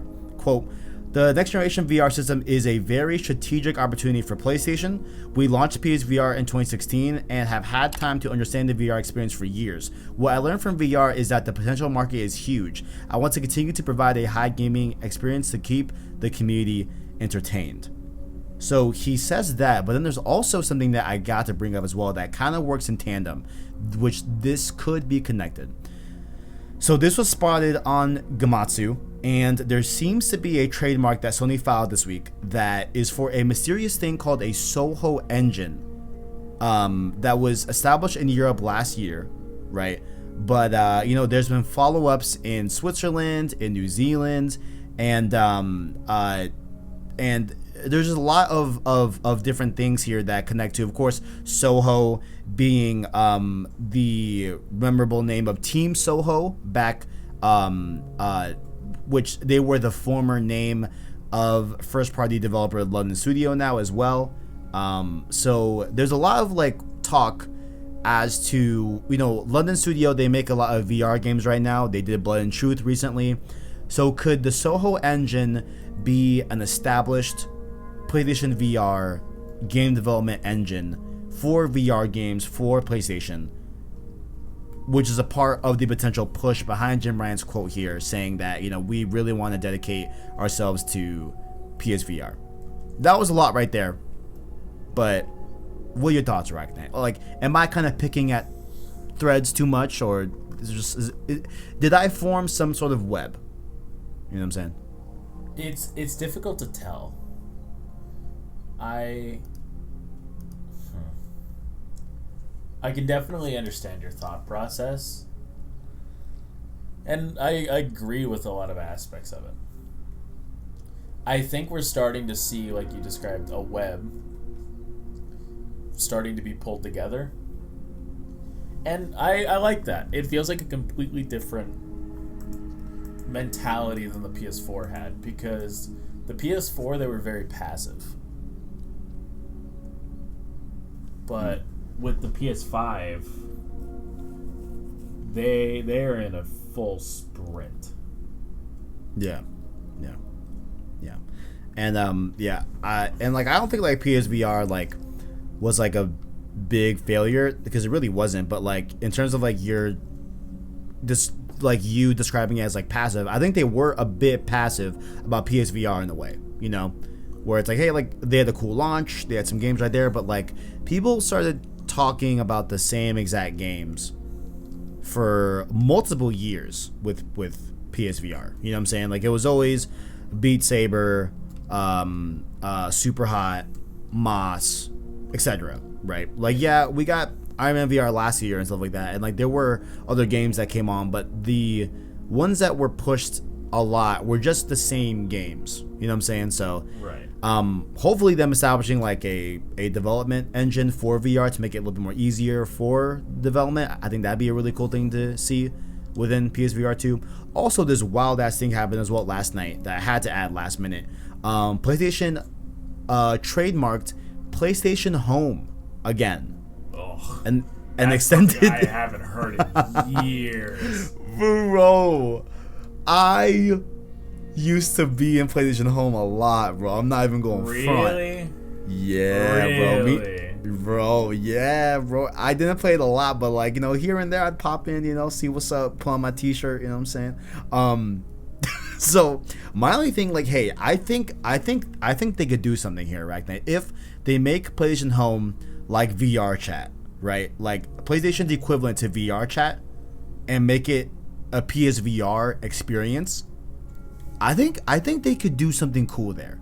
I think they could capture a VR chat type of mentality. I think you use VR chat a lot, right? Or am I wrong? No. Like Who does? I tried it. It's like, oh, this could be fun. Like, you know, I'll fuck around. I spent some time. I found a cool Spider-Man avatar. As soon as I hopped into a server, I was like, oh my god, what is wrong with you people? So I hopped in another server, and then another server, and then another server. It's like, you know, not for me. Damn, I remember one of my friends telling me that they do VR chat, but I forgot which one. I guess I confused myself. But I think maybe I'm being optimistic, but I think there could be something cool in terms of like, hey, ArachKnight, meet me at, you know, PS Home. Let's go into the theater. Let's watch the PlayStation State of Play. I'm gonna let you know right now, gamer. You told me you wouldn't do that with me. You are one of my dearest friends. Damn, bro. You are, God damn. you know, I respect you immensely. That's fucked up, man. But if you tell me to hop into PlayStation Home in the year of our Lord, 2021, and it's like, okay, come on, hop in PlayStation Home, customize that avatar, get that God of War t-shirt on. Fuck that. That is absolutely not happening. Yo, all I'm saying is I'm down to pull up to a little virtual theater and PlayStation Home on my PSVR 2. You know what I'm saying? Kick back. Maybe watch the gameplay reveal of what would be a game that'd be out at that current point? I'm trying to think. Sony Ben's new IP. You know, let's watch that gameplay trailer in the theater. You know what I'm saying? I got my Kratos t-shirt on. You know what I'm saying? I got the beard and everything. That sounds like a lot more effort, because I imagine we'd be using Discord to talk anyway. Yes. Why we could just stream it on Discord? God damn it, Arachknight. Fuck. But we're digitized. You know what I'm saying? I'm gonna let you know that right now, I have no insight. This is purely a bystander's perspective on a situation. PlayStation Home was better in the ground. Jeez. Like, Listen, am I wrong? You're gonna look at me and tell me that I'm wrong? Compared to the first iteration, you're not wrong. You're definitely not wrong. However, I think there could be a little I'll admit a small kernel of hope of something cool if they implement VR technology into PlayStation Home. I think they might have something there. Will it stick? I don't know. Could it be a cool novel thing? Absolutely. Maybe. I admire your optimism. Yeah, probably not. Probably not. And I mean, overall, they might have just trademarked it just because they would want to just keep that name just in case. Yeah. You know, like they probably just want to cover their bases and trademark it again because they have it until I believe 2028, I think, or 2026, something like that. I think 2028. So who knows? We'll see. Who knows? Next up here, of course, according to Jim Ryan, this is again going off the same Nikkei Japanese publication. He talked a little bit about PS5's cloud strategy, which I'll read here for a little bit here. Quote, "We're still talking to Microsoft about exchanging ideas, and there's some very interesting stuff. So when the time is right, we'll announce our cloud strategy. We could conceivably use the cloud for our technical infrastructure, but the cloud gaming experience we're offering will be unique and only on PlayStation."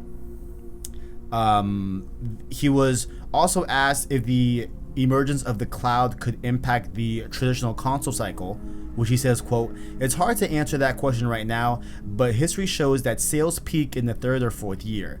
At the end of the cycle, the cloud may play some role. I'm more optimistic about the future than I was a year ago."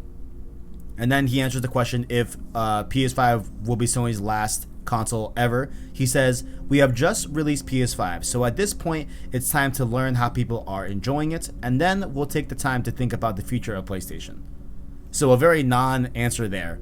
But overall, you know, I mean, there's some talks about, you know, the cloud and everything, and like how that will be, you know, utilized, and that they are working on something.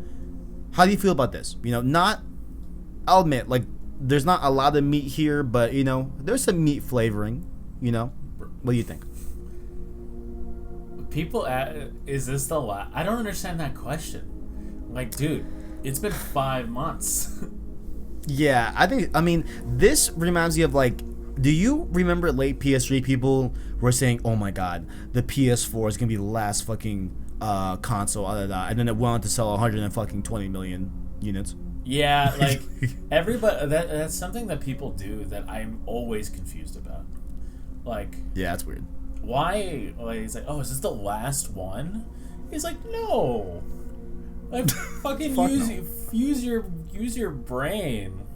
Like, on what earth? Like, the PlayStation prints money. It is a money printer. Why? With technology advancing every day on God's green earth, would they stop making consoles to match, like, the times? Like, Sega stopped making consoles because they weren't doing well. There's like, it's better for us to just develop on other consoles and it saves us money. But why? Because it's Microsoft versus Sony. And Sony, I believe, has the edge. And I feel like that's not a controversial opinion. I feel like that's a pretty common opinion, that Sony has the edge in the game industry. I agree. No, they I think it was some crazy stat. I forgot what time frame this was, but like they've generated like 25 million in gaming revenue. Microsoft is at like 12. I swear to God, that's the number. It's like 12, and then like 25 for PlayStation, and then I think like 18 or 19 for Nintendo. So like it really goes to show that like yes, Xbox has the backing of Microsoft and a company with a fuck ton of money, but at the end of the day, it's like PlayStation is doing more in gaming revenue than they did, almost by twofold, literally almost double twofold. You know what I'm saying? Mm-hmm. So I'm with you on that. Like, I don't understand why they would give that up. There is no business incentive to give that up. So why do you ask? Like, yeah, it's like asking someone at the peak of their career. It's like, "Hey, are you done?" Like, no. Yeah. Like, what the fuck? Good point. It's like, yo, I just got here. It's like asking Devin Booker, like, "Hey, bro, like, are you good? Like, are you alright, man? Like, you done?" I think it's not like you're over the hill. You're done. Like, get out of here. It's like, what the fuck is wrong with you? Like, I don't understand those kinds of questions. I don't understand their relevance, and I don't understand their point. Yeah. Just like be patient. Like, I don't rule out a future of like, hey, maybe all of our games will be streamed in a couple years. I'd say nothing short of like 15 years away from like us not having to need like physical hardware to bring us games, right? Like, I could see that future, but I think that's a little bit further off than what we all think. You know what I'm saying? Personally speaking. Like a Stadia kind of life? I don't know. Yeah. Well, Stadia, but like good. Exactly. Stadia, but good. Yes, precisely. I don't know. And I thought it was cool to talk about, you know, his thoughts on cloud and everything, because I'm gonna boost up this story a little bit. It was later on in the doc. I'm gonna bring it in right now because this is a really quick one. PS Now has gotten an upgrade this week, which I think should have been celebrated and like really, you know, told a lot wider and made a bigger deal from Sony. I don't know why they just said it in a tweet, but PlayStation Now will begin rolling out support for streaming 1080p capable games this week. This rollout will occur over the next several weeks across Europe, US, Canada, and Japan, where PlayStation Now is available. So this is a really big bump for PS Now, and this is again another sign that I hope they're looking at PS Now and really trying to bolster that and make it a lot better. I think this is the start of that. Like, the cap for streaming, yes, ladies and gentlemen, it was 720p. You asked me, how can you tolerate that, Kev? I'll tell you why. Because I only play PS3 games that are already capped at 720p anyway. You know, the mass majority of them are 720p inherently in themselves. So it's not like it was a really big change to stream them versus playing them locally. But having the ability to stream 1080p for those 1080p games is going to be great. So I think that's a really good step. I think it's something that obviously PS Now needs a lot more work than just 1080p streaming, but I think this is a good step in the right direction. So absolutely, I absolutely agree with you. Yeah, so that kind of couples into cloud strategy. Yes, PS Now, I'm still looking at you for those downloads, right? But 1080p streaming, I will take that. That's a W in my book. That's absolutely a W. Yep, I agree. And I know my internet can handle it, so once that goes live here in the States, I'm definitely going to try it out and see how it looks. I'm really excited to test out that look, for sure. I'm very excited for that. As a paying customer for PS Now, very excited.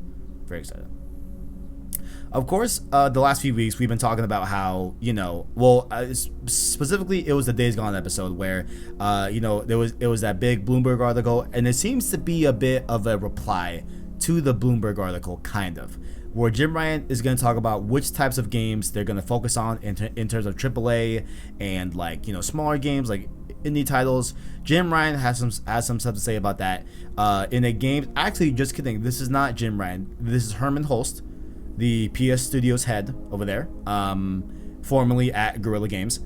He spoke to games industry to say this, quote, "I am very interested in creating a diverse slate of titles. Actually, the shape or form that they come in are less interesting to me than the fact that they are differentiated, diverse, and distinctive. I think that the games that we make are as distinct and diverse as they can be, from Sackboy to Astrobot to Dreams, to these kind of games that you're referring to, like Last of Us Part 2 and Ghost of Tsushima, and you can bet that we will carry on making these games because they are the heart and soul of what we do here at PlayStation Studios. But at the same time, we are just as committed to making these quality experiences as we are to experimentation and to coming up with fresh ideas." Let me see. There's probably some other things in here. Holtz goes on to talk about how passionate and ambitious teams of developers are the lifeblood of PlayStation. Quote, "We tend to work with teams that do have something in common, which is that ambition that the Firewalk team has, which Firewalk we will get to later on. But it's also the fact that Firewalk is a very strong, autonomous, and I would say fiercely daring team culturally. That's a really good match. So I seek those factors before I go into narrowing it down to genres or gameplay modes. It is more about the experience being differentiated and unique." How do you feel about this, Arachknight? Do you believe Herman Holst? I do. He's a good man. You know? Well, I don't know him. Well, I mean, I don't know. I mean, he seems like a nice guy. You know. He does seem like Seems like a nice genuine guy. in what he talks about. Like, I would rather have a beer with Herman Hulst than like Jim Ryan. Really?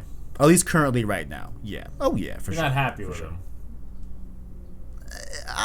I'm not happy at him, but you know, like, Jim Ryan seems like the strict dad. You know, Herman Hulst seems like the dad that's like, hey, you know, let's just pop a cold one and just talk for a little bit. You know what I'm saying?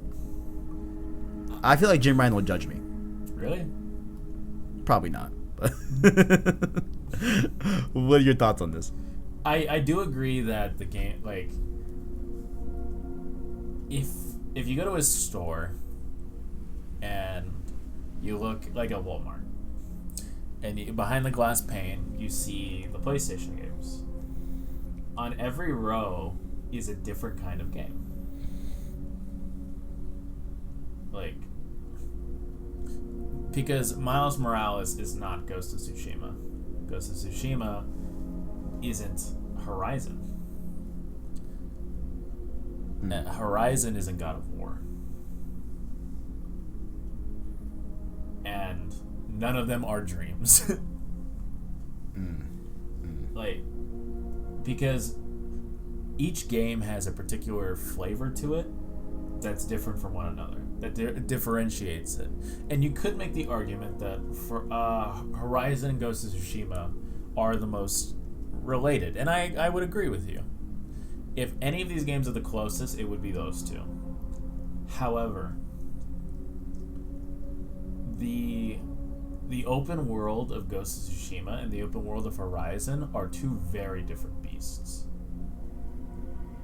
Because in Ghost,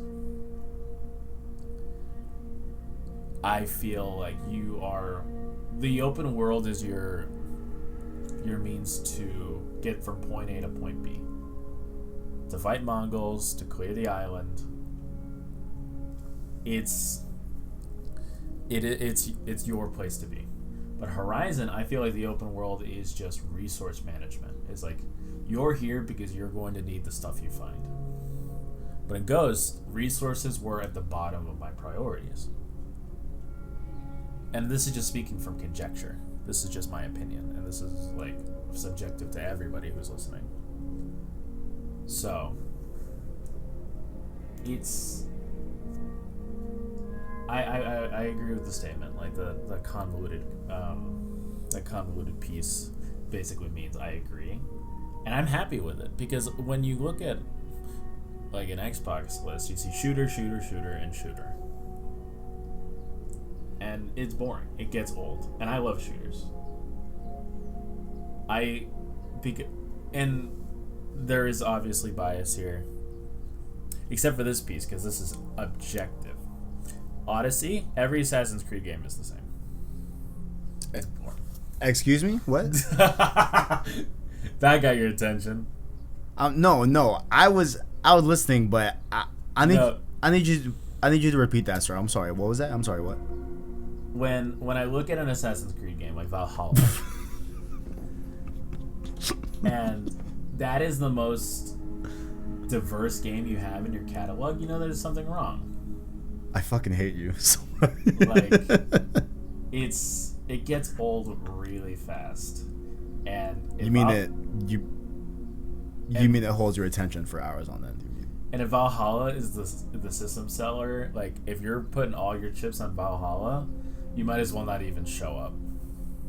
You mean one of the best looking open worlds currently? I'm gonna keep it a buck with you. God damn. That game looks like 1080p upscaled. Okay, hold on. Certain animations and certain character models, okay. Animation has nothing to do with graphical fidelity. That is a completely I different mean the way they look in motion sometimes look a little iffy. I can, like, specifically in that case, you know. Okay. Valhalla, you may have a point. I would not be surprised in the slightest if it's like, we made this game 1080p and then artificially upscaled it. It's like, you know what, ArachKnight, you're fucking native 1080p upscale with the 4K. You know what? I'd rather be that. It's like, oh, if I had to be anything, I'd rather be anything but Assassin's Creed. Oh my God. Well, actually, that's not true. I'd rather be anything but Watch Dogs. Watch Dogs 1, I'll agree with. No, just Watch Dogs as a franchise. Like, just Ubisoft God franchises other than Rainbow Six. Like, what do they got? And The Division. Yeah, the Division's good. They got a whole lot of not much. Far Cry, I can accept that slander for Far Cry. Far Cry is just not that great anymore, at least to me. Far Cry was never good. I'm gonna be real. Yeah, I don't know, man. We got every episode needs a hot take. Listen, man. I speak truth, bro. I'll listen, bro. You literally said Valhalla was a good game. You have to pick one. You can't speak truth and say that. You gotta pick one. Wow. Like, my thoughts on this is that, like, okay, I believe in what Herman is saying, right? And like, you can look to things like, you can look right now, right? Like, we have Returnal, we're getting Kane and Bridge of Spirits, we have Stray, we have Jet the Far Shore. Like, we can see that, like, they do support a broad range of diverse different games, right? And like, when I really hate the narrative of ArachKnight, that like, just because a lot of the PlayStation first party games are third person action games, that like the buck stops there and that's what makes them all the same. And it's like, I don't think I think people that say that, I don't think they've actually played all these games, right? Like, when you play Part 2 and you play Ghost of Tsushima and you play Horizon, right? And you play God of War, absolutely none of those games play the same. Yeah, no. Absolutely none. Absolutely you know, none. And when I hear someone say that, it's like, okay, I don't think you've actually played all these games and really understand how different they are. Yeah. You know what I'm saying? For sure. Absolutely. So yeah. So I would say overall, like, I agree with Herman Holz here, like, and I do believe that like that is the intent. I would say that given the Bloomberg article, right? Given that there could be a potential reality where, you know, we do have a Sony right now that has seemingly not let Days Gone 2 be greenlit, right? And seemingly they are working on a new IP, so that's cool. But there's still these things like, okay, The Last was being remade, and you know, a potential another Uncharted being made, right? Like, I do feel that like they do have to, I think, emphasize a little bit more about how diverse they are really being, right? I think they are doing it, right? I think there is a lot of diversity amongst the title. I think it's just a case of, let's give these diverse tiles a little bit more shine. Because I'll ask you this, ArachKnight. I tweeted, how the fuck did Destruction All-Stars get a state of play, but Returnal didn't? How was that possible? You know what I'm saying? Destruction All-Stars is family friendly? Like, I just don't, I mean, I just don't, like, I would have loved a 20-minute in-depth developer talk, state of play, focus on Returnal. Let's do one last, and hey, we still got a week to release, so maybe they are going to do a little stealth one, because the Destruction All-Stars kind of just dropped on the channel, like it wasn't advertised at all, so maybe they might do that here, and I'll eat my words, right? But still, it's like, I think you should be doing a little bit of a better job bolstering and talking about in a more prominent way, as opposed to just putting up multiple blog posts with Returnal and everything, and like really show off the diversity in their portfolio. Because like, I mean, yeah, that's kind of where my thing stops. So like, I appreciate what he's saying here. I believe this is what he intends, but I really hope that, you know, we get to see that more, you know. Right. And let's see here. Last thing here, not really much to discuss here, but Jim Ryan also says that we'll be getting the most exclusives for PS5 ever. So he says here with Nikia, quote, "We have been quietly but steadily investing in high quality games for PlayStation, and we will make sure that the PS5 generation will have more dedicated software than ever before. And he also talks about the bolstering of different mergers and acquisitions, of course. He says, we will not rule out that option in the future. So that as well, of course, that he will be looking at, you know, different acquisitions and stuff like that. And the last thing he has to say is about Sony's presence in Japan, which of course has been heavily contested with them kind of disbanding Japan Studio and all that.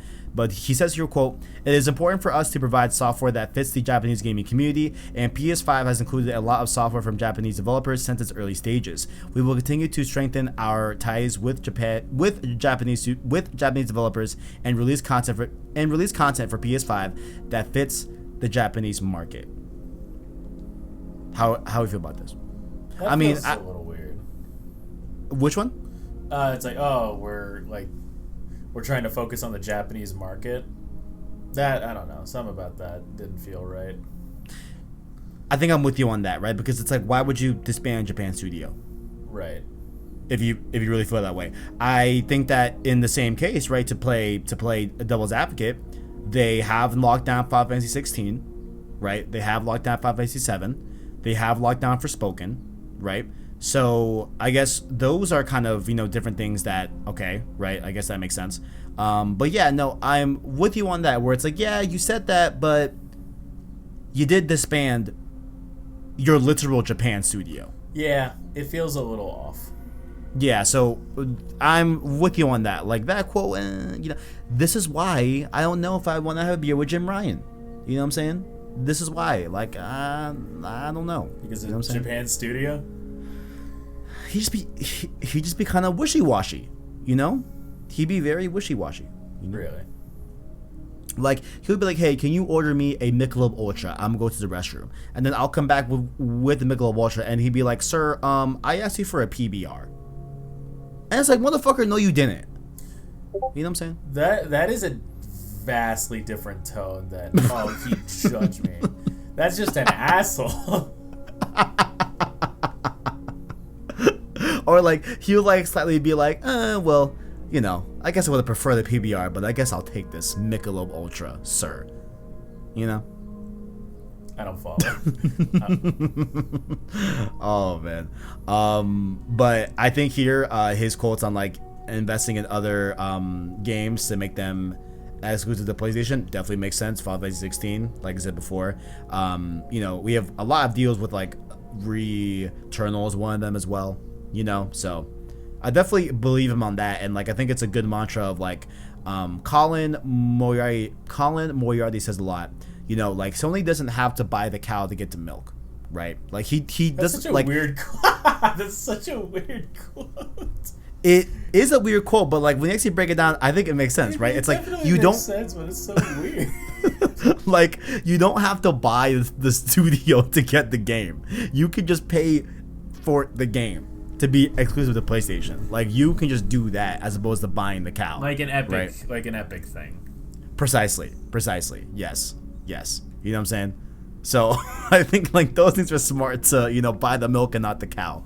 But yeah, I'm with you on that Japan quote. That one's a little bit. I'm not sure if that actually lines up with reality personally. But at least that's yeah. So that's all the Jim Ryan stuff. I know that was a lot, but I feel like those were very important points to hit, and to get his thought process on those things. You know what I'm saying? For sure. I get that. One of the last stories we got going on is a new multiplayer game is coming to Sony first party. So Sony has once again bought the milk and not the cow. They have partnered with this AAA studio called Firewalk Studios. It was referenced by Herman Hulst that we talked about a few minutes ago. But it was founded in 2018. They're under, I guess, this like development group called Probably Monsters, I think, is like the parent company to Firewalk Studios. So Sony has partnered with Firewalk Studios to create a AAA multiplayer game. So they say here, quote, you know, Firewalk's lineage of devs have worked on the likes of Destiny, of Guitar Hero 2, BioShock Infinite, Call of Duty, Mass Effect, Apex Legends. So they definitely have a lot of multiplayer or just, you know, games in general, right? Like they seem to have a nice pedigree. And they say here that they are hard at work at an ambitious new multiplayer game for PlayStation. ArachKnight, if you could paint the picture of what you want this to be, what would you want it to be? Just let me just hear just your wildest dreams. Any kind of game I want. Like, what multiplayer game do you think this is gonna be? It's definitely gonna be some kind of like sci-fi.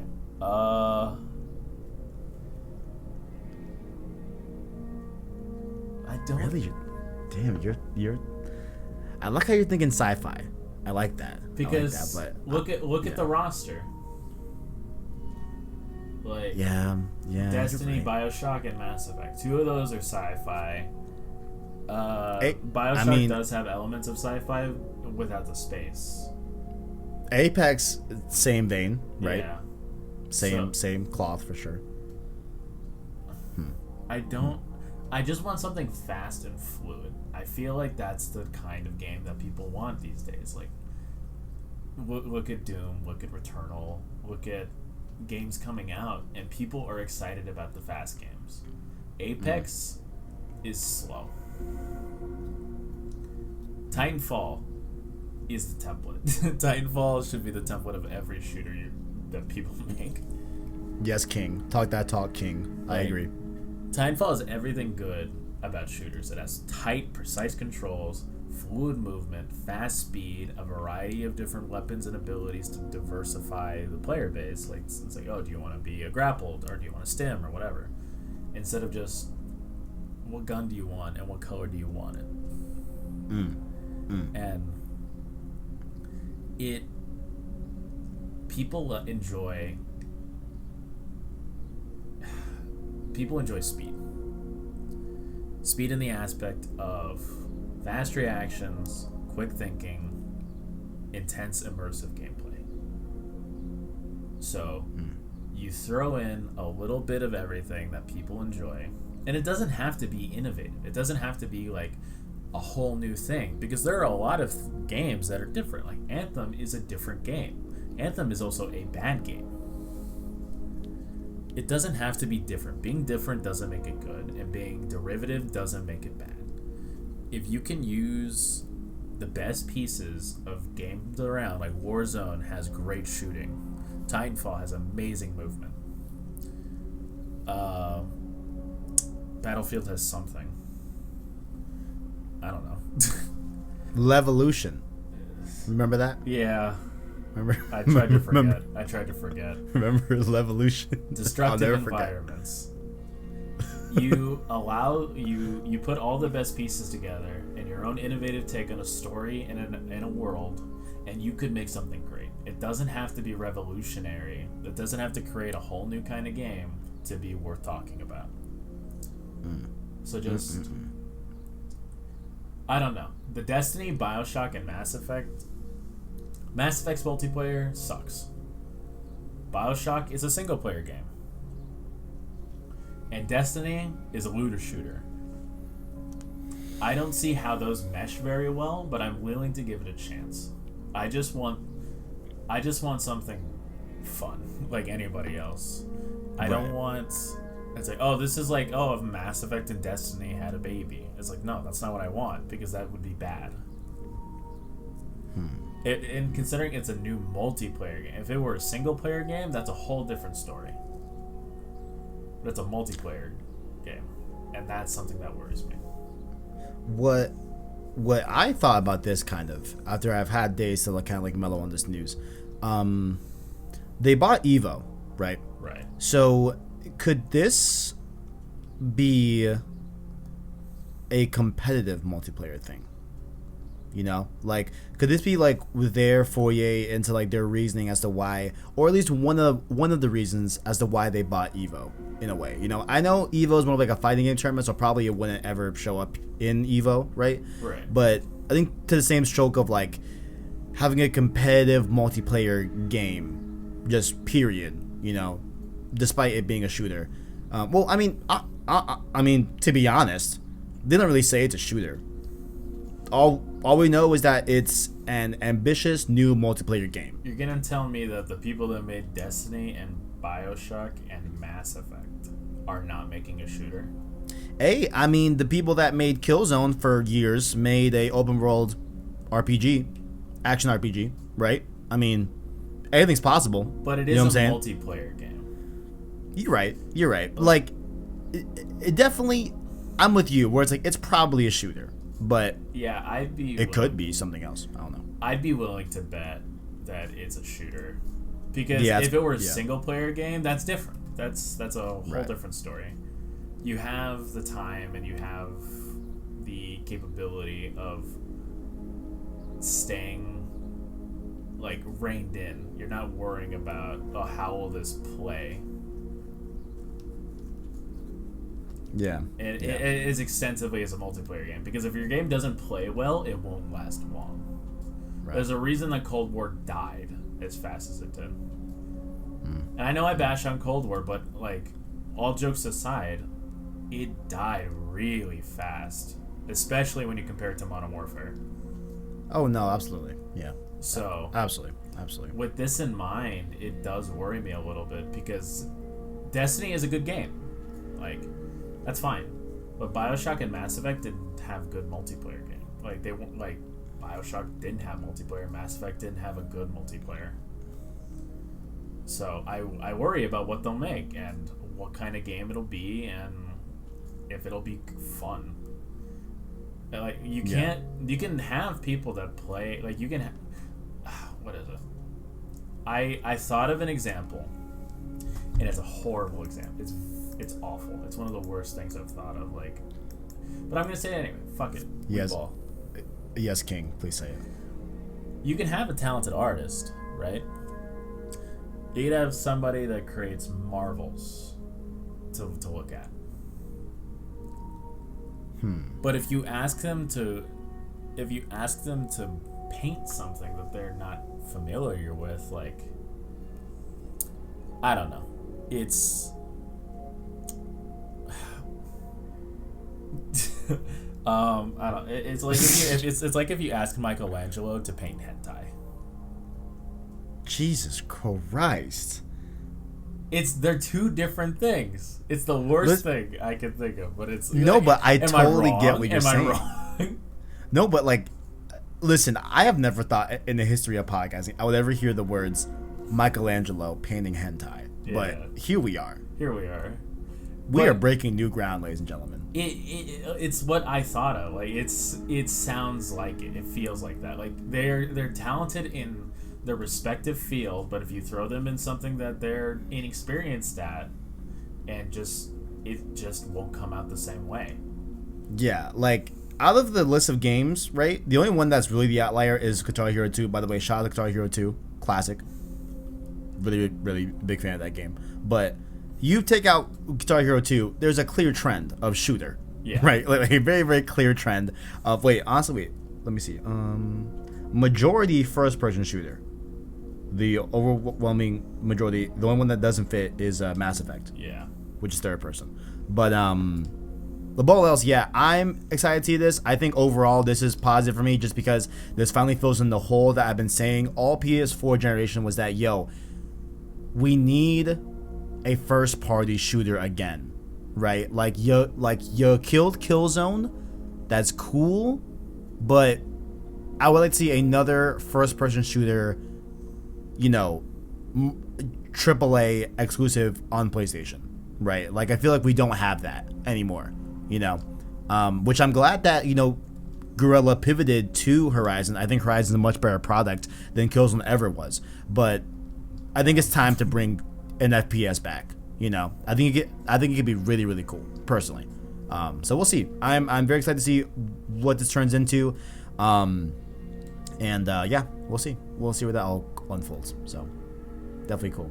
Last thing we'll bring up here very, very shortly is the DICE Awards. Honestly, I don't want to go through every category, to be honest. Obviously, PlayStation swept. I'll read a little bit of the Push Square article. Once again, link below in the description. Sammy Barker did write up this.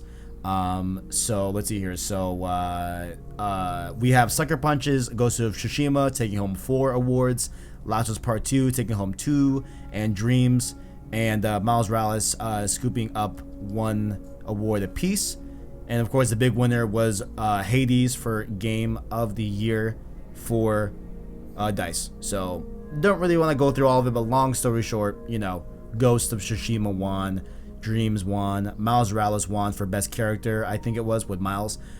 Dreams won for, I think, like, the best, like, what was it? Outstanding... It was, like, outstanding, like, ambitious, or, like... Oh, yes, no, wait, it was outstanding technical achievement. Went to Dreams, I can understand that, but yeah, so...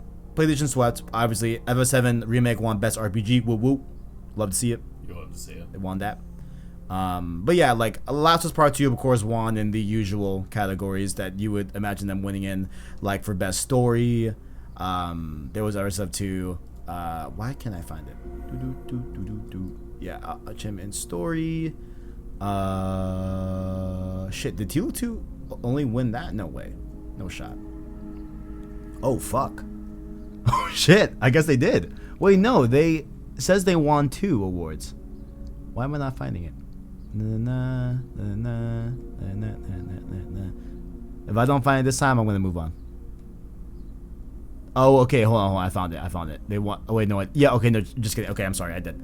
They won in outstanding achievement in animation. Makes sense, obviously. So yeah, overall, pretty cool DICE awards. Shout out to Supergiant. Wait, is it Supergiant that made Hades? I think so. Oh fuck. It's been a while since I played Hades. I feel like I get there. I feel like I could. It is Supergiant. I get Supergiant and Supermassive confused all the time. So shout out to Hades, great game. DICE awards, cool. You know, you'll love to see it. Shout out to that. Time to get to the real meat here. 2 hours in. We'll have a decent discussion here. The question of the week I wanna propose to you, ArachKnight, is Returnal a GOTY contender? All Games right. like Returnal never win GOTY. Huh? Games like Returnal never win GOTY. Hades won GOTY. That's a roguelike with a story. But it's a different kind. Honestly, I'm gonna keep it a buck with you. I don't know why Hades won GOTY. Damn, that's a hot take. That's a spicy take. Yeah. I played Hades. I liked Hades. Oh yeah, for sure. You're definitely not a hater of Hades, for sure. Yeah, no. Like I finished the game 10 times. Like I definitely enjoyed it. I don't think it deserves Game of the Year because as soon as I was done with Hades, it left my memory. Like, it's like, okay, cool. I played Hades. I liked it. It's done. Right. But I didn't even like The Last of Us as much as other people did. I don't hate it. Like, I wasn't happy with it at first, but I don't hate it anymore. Like, I think it's solid. The gameplay's fun. I just, the story, yada, yada, yada. But The Last of Us, like, I can see is like, this deserves it. Even if it's not my cup of tea in a few aspects, I can definitely see where it deserves it and how. But I don't know, it's just Hades didn't leave anything for me to say that same impression. And I've talked to people that, like, you like Hades, Christian of JoyClicks, shout out JoyClicks, likes Hades a lot. For a game that's won so many, like, Game of the Year awards, nobody talks about Hades anymore. I never see Hades talk anywhere. I mean, I still do. I feel like maybe we just look at different channels, but I don't know. Like, not even just channels, but just like social media in general. And I follow a lot of gaming accounts. Nobody's talking about Hades anymore. I see it every blue moon. Fair point. But I see Last of Us talk every day. Yeah, I can hear that. Yeah, I can hear that. I still think that. I mean, it wasn't my GOTY. Let me just say full stop. It was Part 2 and like FF7 Remake, depending on the day, honestly. But low key, in my heart of hearts, it's FF7 Remake for me personally. But I think the most objective lens for GOTY, it should be Last of Us Part 2 for sure. Definitely with you on that. I don't know. I think Returnal will be great. I think I'll have a lot of fun with it. But Yeah, man. So of course these fucking previews came out, right? What's been some really good highlights that you've seen from these previews? If you've been looking at them that thoroughly. I've been looking at them like somewhat, like not super in depth because I want to go in as blind as possible. Right. I really want to just get into that flow on my own. I don't want to expect anything. I don't want to know anything, or at least not a lot. And I want to learn the way that I learned Doom. And that's something that I'm really excited about. But from what I have seen, it's that same intensity to a degree. Yeah. That's something I love about Doom is how intense it is. Like every synapse is firing. Like you need to stay on your toes or you're going to die. Yes. So, Yeah. I mean, dude. Like, I've been, you know, obviously I cover PlayStation, so I kind of have to look at this stuff in a way. But I am trying to keep my distance on a lot of it in some degrees, but in other ways, I'm kind of I just can't help myself. Just some quick little info bits for viewers and listeners. You can right now preload the game. It's only 56 gigs, not a crazy huge game. You know, I'd say that's a respectable, very nice size for a game. You know, around the 50-60 gigs. You know, I'll take that. So it's calculating at that gigabytes that you can preload right now, so you are ready at launch to play it as soon as it's available in your time zone on Thursday night/Friday morning. So definitely you can do that, as well as we learned that the game will run ArachKnight. Say it with me here. Well, you don't have to, but I'll say it. But just indulge in these words. It'll be 60 frames per second. What they do say dynamic 4K, so it won't always hold that 4K resolution, but I feel like more often than not it'll probably be 4K with ray tracing on PS5. Goddamn, that thing gonna look nice. You know what I'm saying? It's gonna be nice. I can't wait. Like I'm right now. I'm sipping the hype Kool-Aid. I'm sorry. Okay, I cannot wait for this game. I just need it. I need this game right now. Fuck, man, I'm so excited for it. And like, if you've been seeing, bro, like a lot of people have been talking about the DualSense capabilities, how the haptic feedback is feeling in the game. The trigger work is very, very nice in this game. You know, like, there's been a lot of people really enjoying this game. And I've heard some people, I think it was Paris Lilly that said this, but he was saying that he feels that this is a better representation of the DualSense capabilities than Astro's Playroom. Damn, those are Which I'm just words. like, bro, how, Sway? But, yeah, man. It's going down. People are loving this game off of previews. And I personally can't wait. You know, I'm really excited for it. I went over it in my video this week, but like, there's a lot of things that I've been seeing where it sounds like what I have been wanting for Returnal, in the same vein that like Hades had a lot of decision making that you were making mid-run. It seems like the same thing is happening here in Returnal. There seems to be a lot of different ways that you can change up your run given some different decisions that you make that are being laid out to you in the game. I think it's great in that aspect. People are loving the story in terms of it. Very, like, it seems to unravel at a similar pace as Hades, where, you know, each run you will get a progression in the story, but that is really peppered, you know, throughout the entire run that they've been able to experience. People that have the game right now are only allowed to talk about the first 2 biomes as of this recording.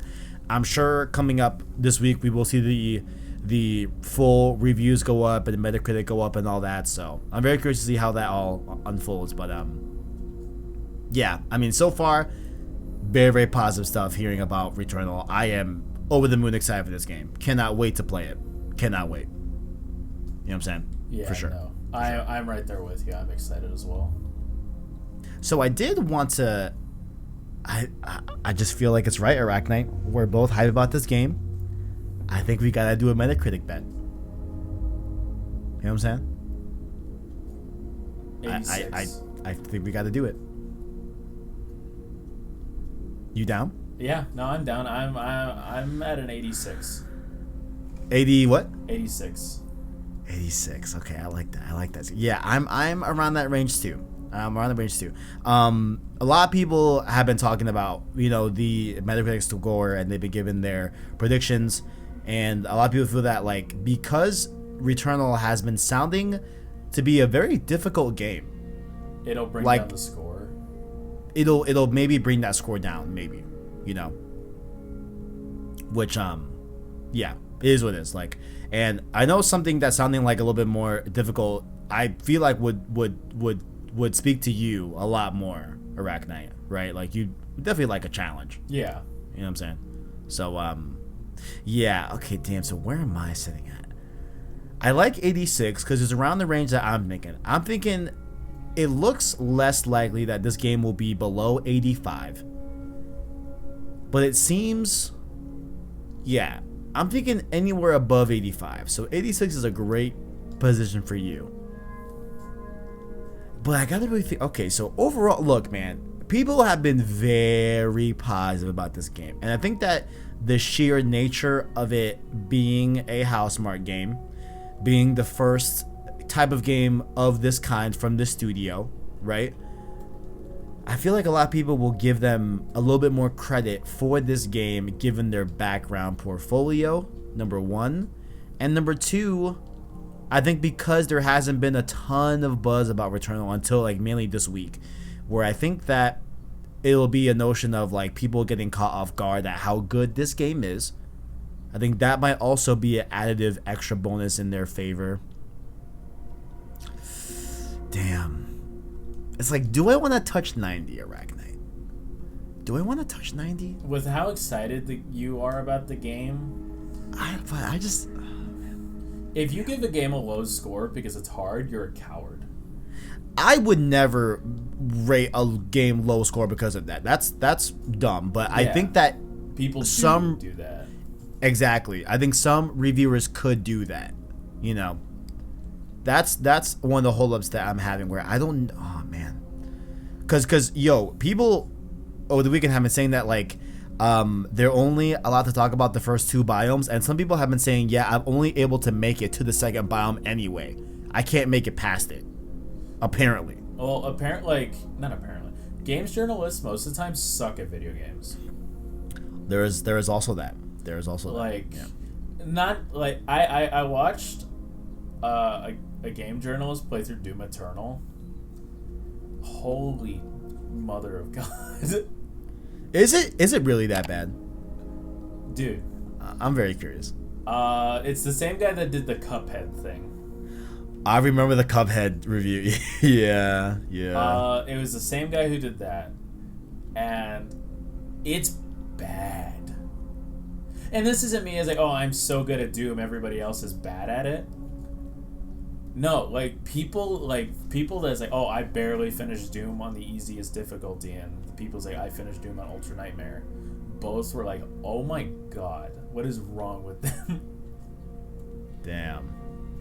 It's that bad. Jeez. Like, it's... Dude. I don't understand how you can become a game journalist and be bad at games. Like, I mean, yeah, the Cuphead one was the biggest thing where it's like, I don't think, like, that was the tutorial. Get a new job. Like, bro, like that is I believe his name is Dean Takahashi. Yeah, I was like, my boy, I'm not trying to insult you as a person. I'm sure you're a fine individual, you know what I'm saying? It's nothing against you as a person, but, bro. Get a new job. That was a tutorial. Like, you should know the basics of... Like, that was the sheer basics of gaming. 100%. Full stop. It was jump and press a button. Literally. Like, come on now. Like, come on, bro. Yeah, I'm totally with you on that. And, like, I think with that, right, I think maybe that could bring down the Returnal score for sure. Maybe not so much, but I think a little bit, right? I hope not. I hope not either, but I'm just going to expect that, honestly. I'm really going to expect that. Damn. Where do I think Returnal's gonna hit? Okay, so you know what? I should be writing this down. I'm sorry, hold on, because you already have a bet. Wait, do we have a bet? Yours is more of like a light bet. What was it? What do we have? Okay, so we had the ArachKnight Returnal challenge, which is to get the platinum in 2 weeks, right? That's all you, King. God be with you. Huh? Yeah, it's like, dude, if it's as hard as everybody's making it out to be, it's like, God be with me, because that's gonna be tough.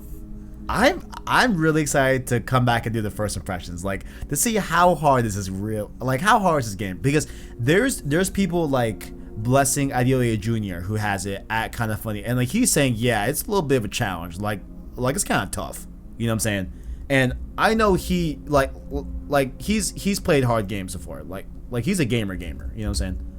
So I trust him with that. I'm thinking somewhere. Okay, I am gonna do higher than you. I am gonna do a higher score than you. I am thinking like 88 to 91. Okay. But I have to pick a number in that range. I can't just give you a range. That's all types of fucked up. 88. Damn, I kind of want to. I think I might say 89. Okay. I think I might say 89. Do we have a wager on the bet?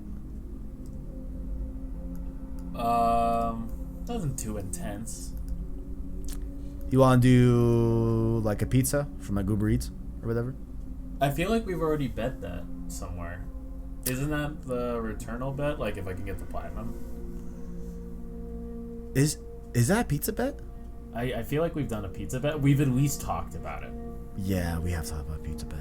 Damn.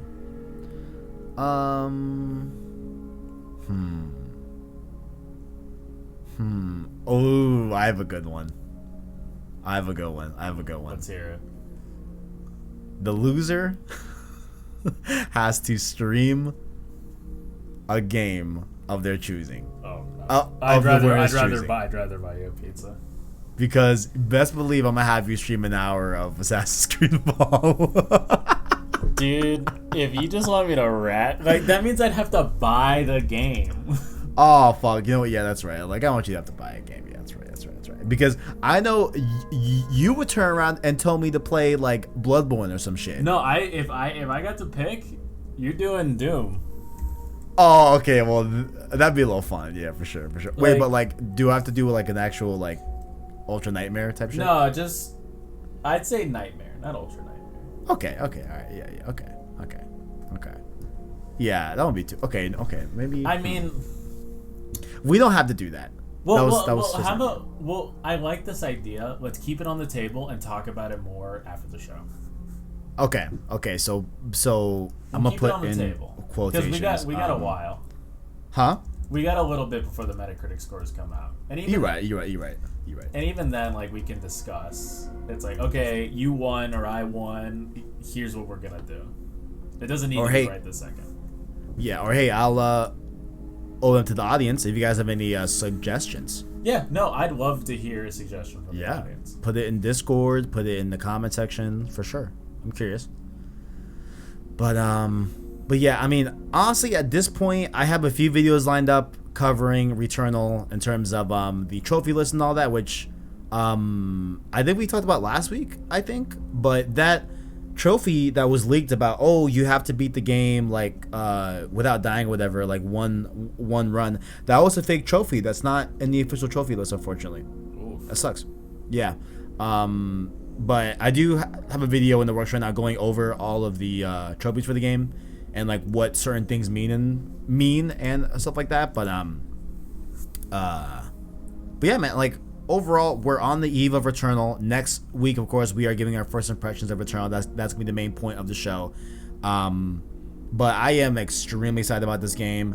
I think that this is gonna be the game that I think is gonna catch a lot of people off guard. I think a lot of people are gonna end up liking it, and I'm very excited for this. And I was honestly like exhaled, like I had like a relief of like, okay, like the previews are good about this game, you know, like people are liking this game. So yeah, I'm very much looking forward to this. But you have any closing thoughts about Returnal ArachKnight? We're about to get into it. I bought the game last night. It's downloaded onto my console. It's ready to go. Very excited for it. What do you guys say about Returnal before the game comes out? I'm excited to get into it. Let's see if I can overcome the trials. Like both of us, because I don't think there's like choose your difficulty. This is what the game is. Like, good luck. Yeah. So let's see if we can overcome the trials. Dude, there's some daily challenges. There's scoreboards, bro. Like, I'm fucking excited for this shit, bro. I can't wait, man. I think it'll be a lot of fun. Let's go, baby. Let's go. But with that being said, I know this is part of this is definitely an XL save slot. But you got any? Where can people find you, ArachKnight? I'm on Twitter, and I'm Without Fear. Talk about video games, comic books, all that good stuff. Some screenshots here and there. I am on the PlayStation Source Discord, which you can find in the description under the name of the ArachKnight. And that's about it for me. Yeah, and of course, I assume you'll be doing a lot of Returnal screenshots for sure. Oh, yeah. I can definitely imagine that. Yeah, for sure.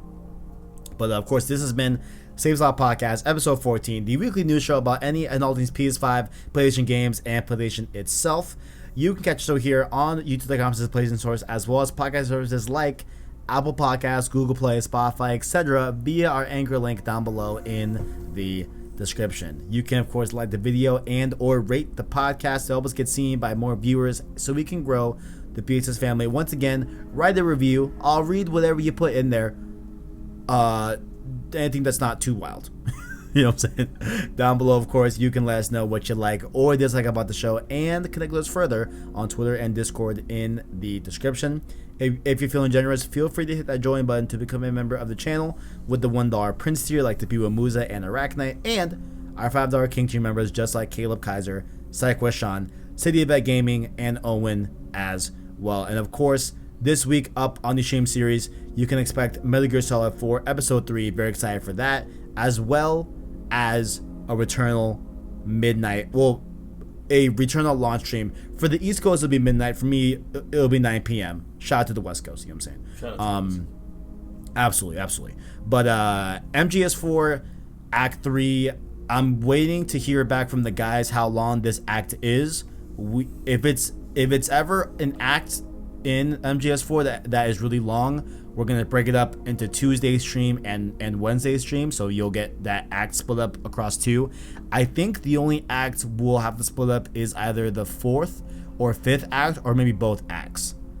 Those seem a little bit long, but I think Act 3 might be a regular act size, so that one might be just one stream. But I will let you all know on Twitter and Discord about the stream plans for MGS4. But of course, expect Returnal stream. My first time playing the game on Thursday night. Very hyped for that. Very excited for that. And yeah, that's about it. Oh, also, I decided that I'm not gonna do a stream series of Returnal. No, I'm not gonna do it. No.